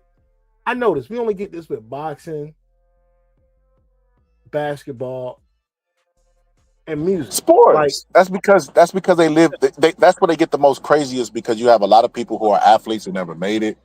You have a lot of you have a lot of PE coaches. You got a bunch of bunches. And they think they think they know the sport and they feel like You know what I'm saying? It's crazy. Like we don't get that with like hockey. Like we don't get outsiders going to a hockey forum telling them who is the greatest hockey players of all time and who's the greatest hockey team. I've never watched a complete hockey game in my life. So I would never go to an NHL forum and try to tell them, well, I think this guy's the greatest MMA player, the greatest hockey player ever. Because I honestly don't know. I can't even name 5 or 6. Nah, they be having them debates too, all positive. They be having the greatest of all time debates. They do. I'm just saying. But it's just not a popular sport. You don't get people that don't I will know say like this, all positive. I will say this. I gotta be honest. In their sports, they are also taking more serious that a YouTuber can never get in the corner.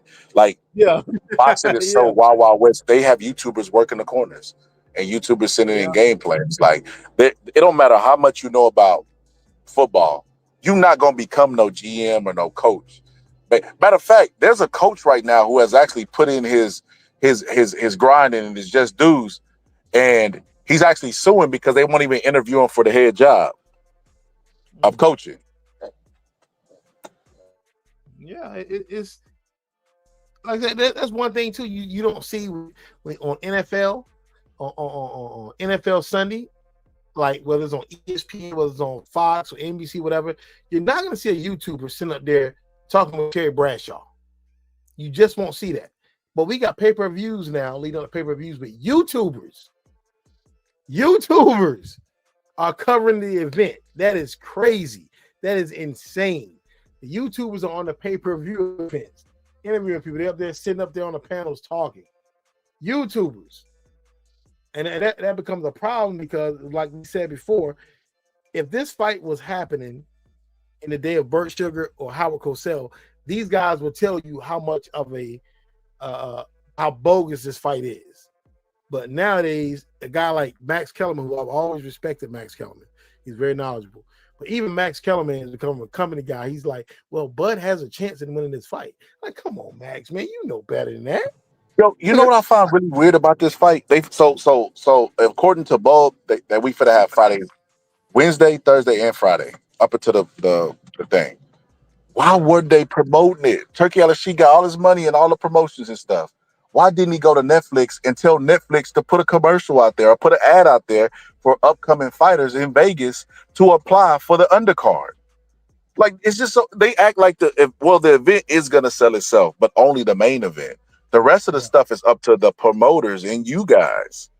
And if like they're just springing this on us. There was no build up to this. There was no, you know what we're gonna do? We're gonna actually do this. There was none of that. Then listen, tell Dana White bring some of his slaves over and have them fight on the undercards and boxing. Do we even know who's fighting on the undercard on this fight? Yeah. We know a couple names, but they were like nobody, so nobody really paid attention. Well, not nobody's. Nobody cared about the matchups because they had went top heavy. I had it on the screen the other day. I can't remember who it is now because it wasn't a matchup that was memorable. So I just was like, nah, it is. It is what it is.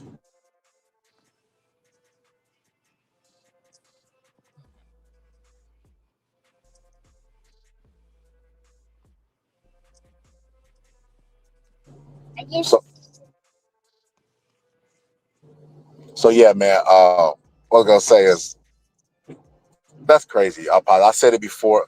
Like I said before, Turkey is a rookie at this, man. He don't know what he's doing. Then he bringing in a guy like Dana White that don't know what he's doing, and I think that they botched this promotion. You could have let me promote it. They could have brought Don King out of retirement. So they bringing everybody out of retirement. They could have brought some people that could have made this a really, really good event. Great undercard. They could have, like I said, got lighter weights like in a way. Inouye fighting the next day. The very next day. They could have put Inouye on his card. They got him fighting the next day. That's crazy. So yeah, that didn't make any sense to me. But hey, like I said, money's always right. Money is always right, all positive. So it is what it is. It's starting to look like Turkey and Dana are jeopardizing boxing. You know what? Dana White might be in there. Yeah, I said that. I said that on one of the lives that I think that he's gonna purposely try to sabotage boxing because he doesn't want it to be successful. Because Turkey has a passion for boxing and it's not lucrative to Dana White. So Dana White would prefer him to be passionate about MMA. So, you know, why wouldn't he sabotage the event? In my Remember Hogan did that when because TNA was an upcoming. I don't know if y'all look at wrestling like TNA and WWE and all that. Yeah, they were about to TNA do a was union, wasn't they? Yeah, TNA. No. This you talking about that back in the 80s. I'm talking about like TNA was a big time promotion. It was on WWE Okay, go ahead, my Heels. bad. So Hogan leaves WWE, goes to TNA, and guys online. I was a big TNA fan. Guys online was telling me like, man, Hogan's gonna ruin TNA. He's gonna destroy this company. I'm like, nah, man. I like just give him some time because TNA they're on the rise. Man, first thing he got in there, he dismantled the 6-sided ring. He destroyed the women's division, and brought in a bunch of his old buddies and gave them the titles and destroyed the company. And what happened when he destroyed TNA? He went right back to WWE. Oh. You know what I'm saying? I was like, he destroyed TNA, man. They ain't never recovered since. It's been almost over 10, 15 years. They ain't recovered since. And when they do deals like that, are they allowed to take their finishing moves with them to TNA, or they have to have all brand new? Sometimes you just can't take your name though. You can't take your name if WWE owns your name. Got you. But you can do the same moves and all that though, right? Yeah, you do the same moves. Yeah, you do the same moves. That's insane if somebody's selling their name. I was just talking about this other day, how Michael Jackson's family sold his estate. Do he still got shares in Sony? Oh no, well no, Michael Jackson owned half of the shares, but he owned a lot of it. He sold like half of the Beatles catalog and a lot of stuff back to Sony. So his brother ended up selling half back. So they don't own anything. That is insane. Money can't be that scarce. Nobody can take care of your fortune like the way you will. That's what that's about. It's like when people look at you and say, I could do. It's like a person can look at you and say, I could do what you're doing, but better. And it's like, no, if you have this, you'll crumble. You can't do it. We can do it. It looks easy, but it's not. In the words of Mike Tyson, most people think that they would choose me. You would cry if you were somebody to. As hard as I work in the gym, it's people that working that hard to take my money. You guys would cry. Yeah, I agree. Nobody gonna respect your stuff like you. They're not gonna see the value. They ain't work for it. They ain't work. Michael Jackson, long hours, long beatings by Joe Jackson. You know what I mean? Everything. They didn't go through that. So, no facts. I said that about Drake. Like I said, I'm not a Drake fan. I've never heard a Drake album. I don't listen to Drake's music. But I was telling these guys, I'm like, everybody wants Drake's spot. You want the spot till you get it, and then you got to live on the road for 150 days a year. You got to constantly do the interview. You got to constantly do the albums. You want it until you get it, and you get it. You're like, well, I didn't know it comes with this. Ain't that what that movie Him is about? Well, no, I didn't talk about. Yeah, I seen the trailer. Yeah, it might be that. Ain't that what it's kind of about? Like based on a little bit that we do know, like you gotta basically sell out to get it if you really want it. And then once you And get they say they want it. These kids want to be the next Kobe and the next LeBron James, right? But here's the thing: when you have free time, you're not in the backyard shooting 1,000 free throws before it's time to go to sleep. You're not waking up before school shooting 500 free throws. Your life is not on that court the way it is for them. So how dare you say you want it the way they want it? Because if that's the case, you'd be doing it, But every kid wants to be Kobe. They want to be Drake. They want to be the next whatever. Yo, it's no difference. It's no difference, cuzzo, than when Muhammad Ali's children sold away Muhammad Ali's name and rights to ESPN. You like, bro, you have the most lucrative boxer ever. I don't care what they say. That name, that Ali. When the last time Ali was in the ring? Positive 60 years ago. How long it's been? 81. That should have been 44 years ago. 81. Man ain't been in the ring in that long, and his name still ring bells. You go to any country, most recognizable name and face. That guy is marketable. Was a great human being, right? Touched a lot of lives, and the kids come along and sell off his stuff. Like, bro, it's like that's so crazy, bro. Like you work this hard, so you ain't got to work hard. Only for them to come and be like, well, I'm gonna sell it because money on the table is better than no, bro, no. What are you doing? Muhammad Ali's name, I can't even fathom somebody selling their actual government name anyway. But the name Muhammad Ali, Michael Jordan sold his name. That too. See, and it's to always go back to the Michael Jordan argument because I had this debate with my cousin before. I was on the other side of this.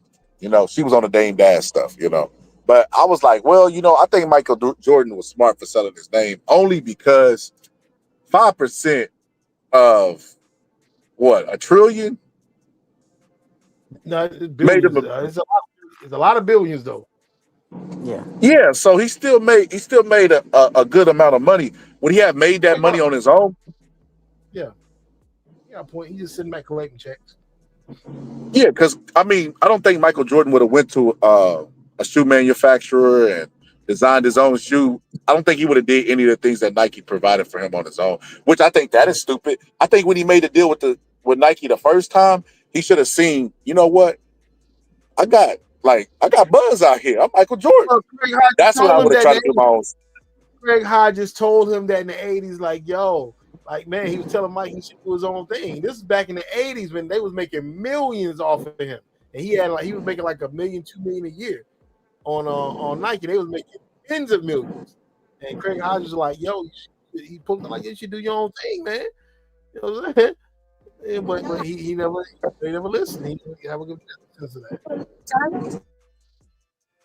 You know what it is? No one gives us the access to learning how to do stuff like that because people want to gatekeep. That's what it is. He probably was surrounded by a bunch of gatekeepers. That is true, Cuzzo, but I'm gonna disagree with you. You know how we just talk about people don't want to put the work in? Michael Jordan didn't want to put the work in to be a Nike. He was a basketball player. He was okay with putting 1,000% energy into basketball, not into shoemaking. So a lot of times they just outsource stuff. They give it to the experts or delegate it to the experts. And then, like I said, it's going to be an ongoing argument because it's like, I don't know what's wrong or right. It's like, what do you create your own shoe and then make it into $1 trillion company? He would have had more respect as a businessman if he'd have did that for me. But he still get respect for what he did do.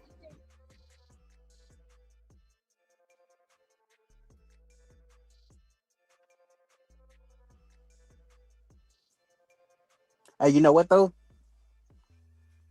I think if you look at Kanye and how Kanye's had to build it from the ground, I don't support Ye, right? But if you look at how he's had to build the brand from the ground up, I wonder now if Jordan would have came out today, if he would have been able to build his entire Jordan name brand, his brand, because everybody has a brand nowadays. But if he would have came out today, I wonder how successful he would be today versus doing it back in the 80s or whatever. Well, there was a time that Jordans weren't as successful as they are now. Like after Jordan retired, Jordans kind of like went away. People weren't wearing them. They couldn't get it. They couldn't get rid of them. They couldn't sell them on eBay. They was going for like $79.99. It was on the shelves. Nobody wanted them. The only reason Jordans got more popular again back in around 2000, I say 13, 14, is that Nike's like, okay, we're taking all the Jordan off the shelves and we're only going to release them a little bit at a time every year in small quantities. But other than that, from the time Jordan retired, like all through the 2000s, Jordan was on the shelves and in the East Bay magazines, and nobody wanted them. I still got the East Bay magazine. It was $79.99. They couldn't sell it. They couldn't get rid of them. Only when people they pulled them off the shelves, like we're only gonna release the ones, the two, we only use ones, threes, fours. We're only gonna release them every couple months in limited quantity. That's what people want them. Like I call it the woman effect. Like women only want men that they can't have. Like if you're a guy and you're trying to get a woman and you doing all this stuff, and then she sees that she has access to you, she doesn't want you. But once you get a girl, and it's like, okay, he's got a woman now. I want him because I can, because she has him. I want what I can't have. That's the same thing about a Jordan. Then Michael Jackson say, "When I had you to myself." I didn't want you around. Yep. But I guarantee you right now, if they put all these Jordans that people are going crazy over, if they put all the colorways on the shelves all year in abundance, in massive numbers, nobody would want them. People won't want them again. They don't want them because it's limited quantity. And they just say, well, I got these pair and you didn't get this pair. That's what it's all about. And they said Tommy said he didn't go to school for marketing and accounting. Let me see, because I know he was in university. Let me look up and see what his actual degree was in. You know them athletes be messing with them white girls and skipping class. I'm curious to see what he went to school for now. Michael Jackson. Oh, I said Jackson, my bad. Michael Jordan. Actually, Patrick Ewing's the first athlete, first NBA player to have his own shoe, his own company. I didn't know Not that. his own signature shoe, his own company. Patrick Ewing was a Patrick Ewing. He partnered with the company, and that was his shoe, his brand, Patrick Ewing. It Okay, I wasn't got this under for y'all. Nike. Y'all ready? Y'all ready for this? Yeah. Michael Jordan has a bachelor's of arts in geography from North Yeah, Carolina. I did not know that. geography. I knew that because it was on the Michael Jordan "Come Fly with Me" VHS tape that you got like a Mm. free Sports Illustrated subscription. Yeah, that was on the "Come Fly with Me" thing. Yeah, shout out to Michael Jordan, because it was the three Michaels back then. I've It been was saying all his name wrong interchangeable. too. Eddie Griffin got a whole video talking about how he thinks that they were targeted because Michael, the Archangel, and he has like a religious conspiracy because they all had allegations and stuff like that. Mm-hmm. Hey, that sounds interesting. I'm gonna have to look that up. You said who was that? Who was that that has that video? Eddie Griffin, the comedian. I'm gonna type that in real quick. I'm gonna say that for later. Eddie Griffin conspiracy. I like a good conspiracy. You say you think Michael Jordan had to pass classes? You think athletes really need to pass classes? No, hell no. No, not Carolina, man. I don't know, man. Dean Smith was very strict on his players, Maybe man. the Dean first Smith. year. Maybe the first year till he hit that shot. Look, Nah, Dean Smith was I'm gonna very, answer. What's very his strict. name for Tommy? I'm gonna answer. Tommy's the one that said that. Yeah. As a college professor, he gonna pass my damn class. He ain't getting no free A. Now, Dean Smith didn't play that. Even if he Michael Jordan? Even if he Michael Jordan, he gonna pass my class. I'm not producing bad sociologists in this world. Yeah, but you got to think Michael Jordan was the star at Carolina when he was a freshman. He wasn't the star. That was James Worthy's team. Hmm. Yeah, Michael Jordan wanted to start till he hit that shot and gave him confidence. Yeah. If I go silent, it's because my phone died. I'm at 2%. I gotta go get up and look for the charger. Man, StreamYard, bro. StreamYard. One thing StreamYard good for is killing the phone. Yeah, kill a phone. Hey, I that's wonder. crazy. I was wondering about that because I was like, I know I was at 40%. Yeah, man, it'll kill a phone fast, bro. One day I had a charger that was like a slow charger, but it was at 100%, and I kept the phone on it, and it still died. Oh man, see now I know Not now. only See, that, I'm thinking like, damn, I know I have my phone charged, so that's good to know now. it will kill your phone. It will make your phone hot, like your phone be hot enough to cook an egg. I don't know why.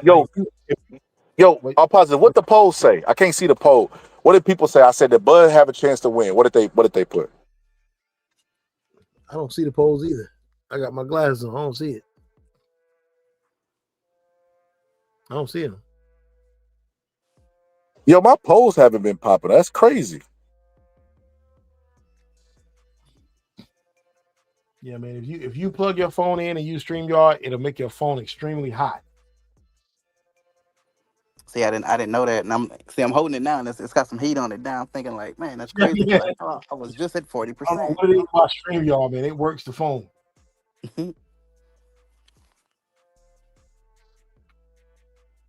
Let me go grab this charger real quick. If it goes silent, it's because it's doing the whole restart thing. Be right back though.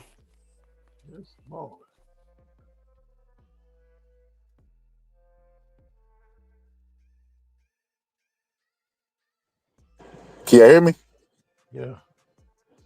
Say something. Something? Okay, they said 67% say yes, that Bud got a chance. That's crazy. You know what? I'm positive. I'm really curious to see how Bud look on that scale. I'm gonna see how many people jump off the. If Bud do what your name is in that movie with what was his name in the movie with James Roper? Tommy Conklin. If they do what he did when he stepped out that scale and he had that belly, I want to see how many people gonna jump off the Bud bandwagon. Look, man, you know what? I just looked at that movie today. I looked at it this morning. I hadn't seen it in a while, yo. I'll be finding more gems in that movie, man. Yo, they got more gems in it. Yo, but I'm telling you, this movie is very reminiscent of this fight. It's crazy, yo. I love that movie. It's my favorite boxing movie ever. I think it's the best boxing movie ever. It has satirical comedy and it got historical relevance. What's good, Crush? It's relevant. Yes. Very much relevant to what That happened today, man. Like the corruption, and they changed the name. Like Jake Paul. They predicted Jake Paul. They're like the Simpsons. Yeah, man. Yeah, Jose Suleiman. He was basically Cheech Martin character. Julio. It was Julio something. I forgot his name, but he was basically the name of the title was in the movie was the WBI, and we know Jose Suleiman was the not the one now, but his dad, the senior, was the WBC president at the time. He was doing a lot of corruption with Don King, and that part always gets me, like how they rank the guy, because he was telling him, he's like, yo, I need you to rank Tommy Conklin. He's like, how can I rank a guy that doesn't have any fights? He's like, I know we do corrupt stuff, but I can't even rank a guy with no fights. I always thought it was the funniest part of the movie, man. So, what's that dude's name? What's that writer's name named Newfield? All positive. No, I don't know him. Oh my God, he's in every Mike Tyson. I'm now for to go look at him because I'm gonna be bugged out if I can't figure this. I will find this. But it's a dude named Newfield. He's a Jewish guy, and there's a clip of Don King walking with Mike Tyson, and he turned around. He's like, "You know what it is? You're racist. You're racist." Yeah, you know, and they did that in the movie. Yeah. And he was like, "You're anti-Semitic. I'm Jewish. Well, then you're racist." It was funny. Because he did a whole special on Don King and why he's bad for. But that's why I say it's so crazy that Bob Arum existed around the same time. Muhammad Ali gave birth to both of those promoters. They both were doing the same thing. Like I said, they have a sit down where they're sitting down across at a table from each other, talking about the bad practices and messing over fighters. You know, the good old days and the good old times. And it's just so crazy that Don King was blackballed. Bob Arum was just skating on ice. Mm-hmm. But I think it's Jack Newfield. All positive. Let me look that up real quick. I think it's Jack Newfield. Let me look this up real quick. I want to say it's him, all positive. Let me see. Jack Newfield. That's him. Jack Newfield, all positive. He's a writer from Brooklyn. He's a Jewish guy. He did a documentary. So here's the crazy part about it. So you remember in the movie The Great White Hype,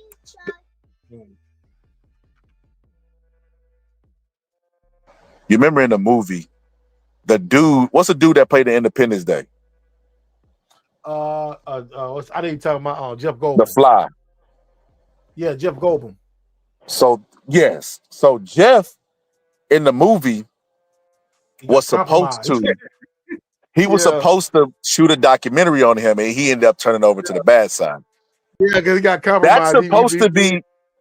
I think that's supposed to be Jack Newfield, because he has a documentary on Don King, but he went through with it. So I don't know if that was supposed to be him, but he has glasses like him. Wasn't he Jewish too? No, it was another guy that was Jewish in it with Samuel Jackson. Oh yeah, that was a little guy that was supposed to move him up to the rankings. He got fired. He's like, you're Uncle Tom. He's like, I can't be Uncle Tom. I'm Jewish. He's like, well, you're anti-Semite. He's like, well, yes, we can. The guy who's working for Donkey on the movie, he's like, yes, we can. And that's the one that he eventually fired and hired Jeff Goldblum. You know what I'm gonna do, all positive. What was that? Give me a second. But that movie, The Great White Hype, makes a lot of parallels to a lot of fights and to this fight upcoming as well. There's a lot of parallels to this fight, man. And we know Bud is. I'm gonna take that clip from The Great White Hype where Samuel Jackson is sitting down and Jeff Goldblum? Jeff Goldblum turns on him. Yeah, because they sent him in there. There's like no cameras, Do you remember how positive he said I just signed a contract with the new heavyweight champion of the world. He's like, he looked at us and said, yeah. Because he had been telling them all that time that, bro, you starting to believe your own BS. Yeah, man. Yeah, That's what's happening with Bud. So I'm gonna get that clip ready for fight night. All his dreams got crushed when Conklin got knocked out in one round. You remember how that Irish dude dropped that flag? Yeah. That's how Conor McGregor fans were. That's how Bud fans gonna be. And I don't want anybody to think that I'm making fun of Bud after the fight. I'm not making fun of Bud. I'm making fun of his fan base. That's what I'm making fun. I'm making fun of them, not Bud himself. No, I'm not making fun of him.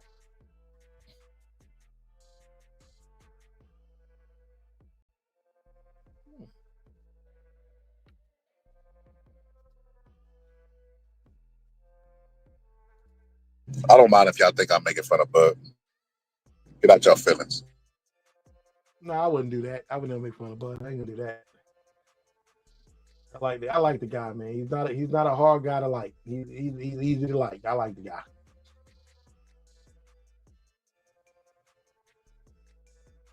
I'm positive they're gonna have to start calling me Nostradamus. You remember I told you about Holly? I said Big Money Bud on the come up. You remember I said that? After I seen him doing Joe Rogan. Oh yeah. I've been all that. Yeah. Then all of a sudden we start hearing about side babies and stuff like that. And then that was crazy. That came out. I just seen an interview he did today. I clipped it up and sent it to like that. And Bud said he's starting to finally get shine now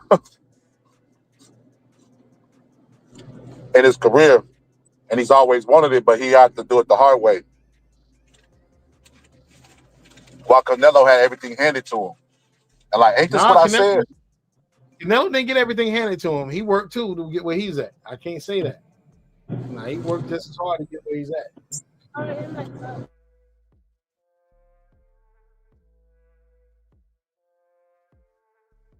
You want someone that had handed to him? That's Jake Paul that had his fame handed to him. Nah, I disagree. Jake Paul trained too. He trained too, but you got to think he built up over a YouTube channel. He got his stuff built up through YouTube, and he just straight jumped in the box. That's how you're supposed to do it. The boxer, the boxing promoters gatekeep. Yeah, I understand that, but you know what I'm saying. But Canelo, he bypassed. He came through the trenches, Canelo. He doing decent. He was about to fight Canelo. Yeah. He doing good for his career. Mm-hmm. They're bringing him along just like you would bring along any other prospect. He's just getting paid for his amateur career. That's it. Oh yeah, that's all. And you don't normally see that. Well, you do. They do. Amateurs get paid. Now, if you rank, well, he got NIL deals, so I'm positive. I'm gonna have a couple clips ready. I'm gonna have the down goes Frazier. If Canelo go down, I'm gonna have that clip that Samuel L. Jackson when what you call it got knocked out. You are scared of me, Roper. Ain't Roper Damon Wayne? Yeah, Damon Wayne, James Roper. You are scared of me, Roper. Remember he was back there watching Dolomite. Yeah. Dolomite, yeah. And he was like, the funny part, we had my man from Rock, the dude that played Joey on Rock. He's like, you got the contracts? He's like, yep. I got them. Like nobody, like I got them ready, and nobody understands them. That's why I say that movie's so great, because that's how a boxing contract is. Yeah. Yo. Jab Zuda said he had a lawyer president that read over the contracts, and Don King still messed him over. Yeah.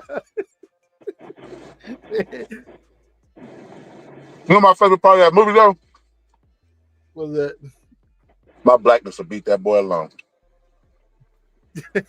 He's like, man, I can beat my meat.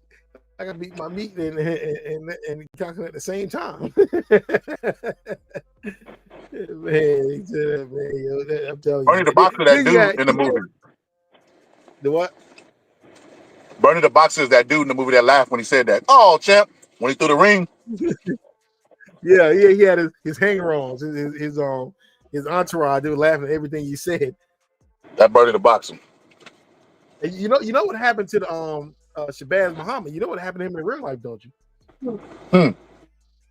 You know the Jamie Foxx, the guy he was managing, Shabazz Muhammad. Yeah, what happened to him? He got life in prison, man. For what? He offed his wife. Remember, he shot his wife. I didn't know that. Yeah, he got life in prison, man. He offed his wife. For what? I don't know what happened, but that was big news at the time, like some years ago, man. Because he's been in a lot of movies. He played Mitch Green in the Mike Tyson movie, an HBO movie. He played Mitch Green, that Michael Chase, same guy.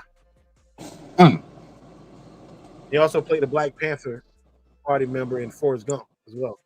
Yeah, he played one of those. I think The Shield. I don't know what show he was on, the television show, but yeah, man, he was a well-known actor, man. Yeah, he unalived his wife, man. He shot her, man, and he got life in prison. That's crazy. What year was this? That was probably like 10 years ago. He shot his wife. That's crazy. I never heard this. Yeah. You know what we're gonna start doing over here on Positive? What's that? Final bills. Final before, like when people pass away. Yeah. Like HBO used to do. Yeah. We lost a lot in the last couple months, and Yeah. nobody really said that. Body Allen, man. He's one of my top 5 personal favorite fighters. Wait, hold on. When we was arguing about Roy Jones' resume, somebody said Mike McCallum was a bum. No, man, I'm not a bum. He was a little bit older when Roy fought him, but he still was. Man, listen, I do the same thing with Rocky Marciano when they try to discredit him. Them old guys that they say Rocky fought would have beat a lot of guys at that point in their career. Mike McCallum beat James Toney when he was old. Well, yeah, that first fight was a draw, but he could have been either way. James, Larry Holmes went on to. He should have been a champion again. The only reason he wasn't champion is because of politics of boxing. After Mike knocked him out. Yeah. They be playing, man. They be playing with these older fighters, like just because a fighter's old, that he can't go out there and do what's necessary. What's up, Tony? That he can't go out there and do what's necessary, which is go out there and knock a motherfucker out. He just, it's crazy work. But yeah, I think I'm going to go ahead and land this plane. I want to do a non-boxing talk. I think I'm going to pop back up with a non-boxing talk. You down? Yeah, I'll stop back through. I'm going to go see what my wife doing. She in the room, man. I'm going to go see if she need anything. She probably need me to get a drill. Hey, do that. Get situated. You know what I mean? Make sure you charge your laptop. What I'm going to do when I get off of here, I forgot. I had the link. I seen so many links, sometimes I'll be like, hold on, let me make sure it's the right link. I'm going to ask you about that link and that video I need. I got you, bro. I got you. As soon as I get off of here, I'm going to send it to you. I need that in my life. But yeah, let me go see what she's doing. Yeah, I'll be back on. So yeah. So this is a good one. We're about to table it here. We'll pull back up and do a non-boxing one in a little bit. So y'all stay tuned. If not, just catch the playback. But I'm gonna let Ray J serenade y'all soul because I only got 30 minutes left on my birthday anyway. So yeah, I'm gonna go ahead and do some jumping jacks so I can enjoy being 34 one last time. But yeah, I got a couple minutes left on my birthday. So yeah, we're gonna go ahead and table it here. And like I said, we'll be back with another non-boxing episode because we don't just do boxing over here. We do non-boxing too as well.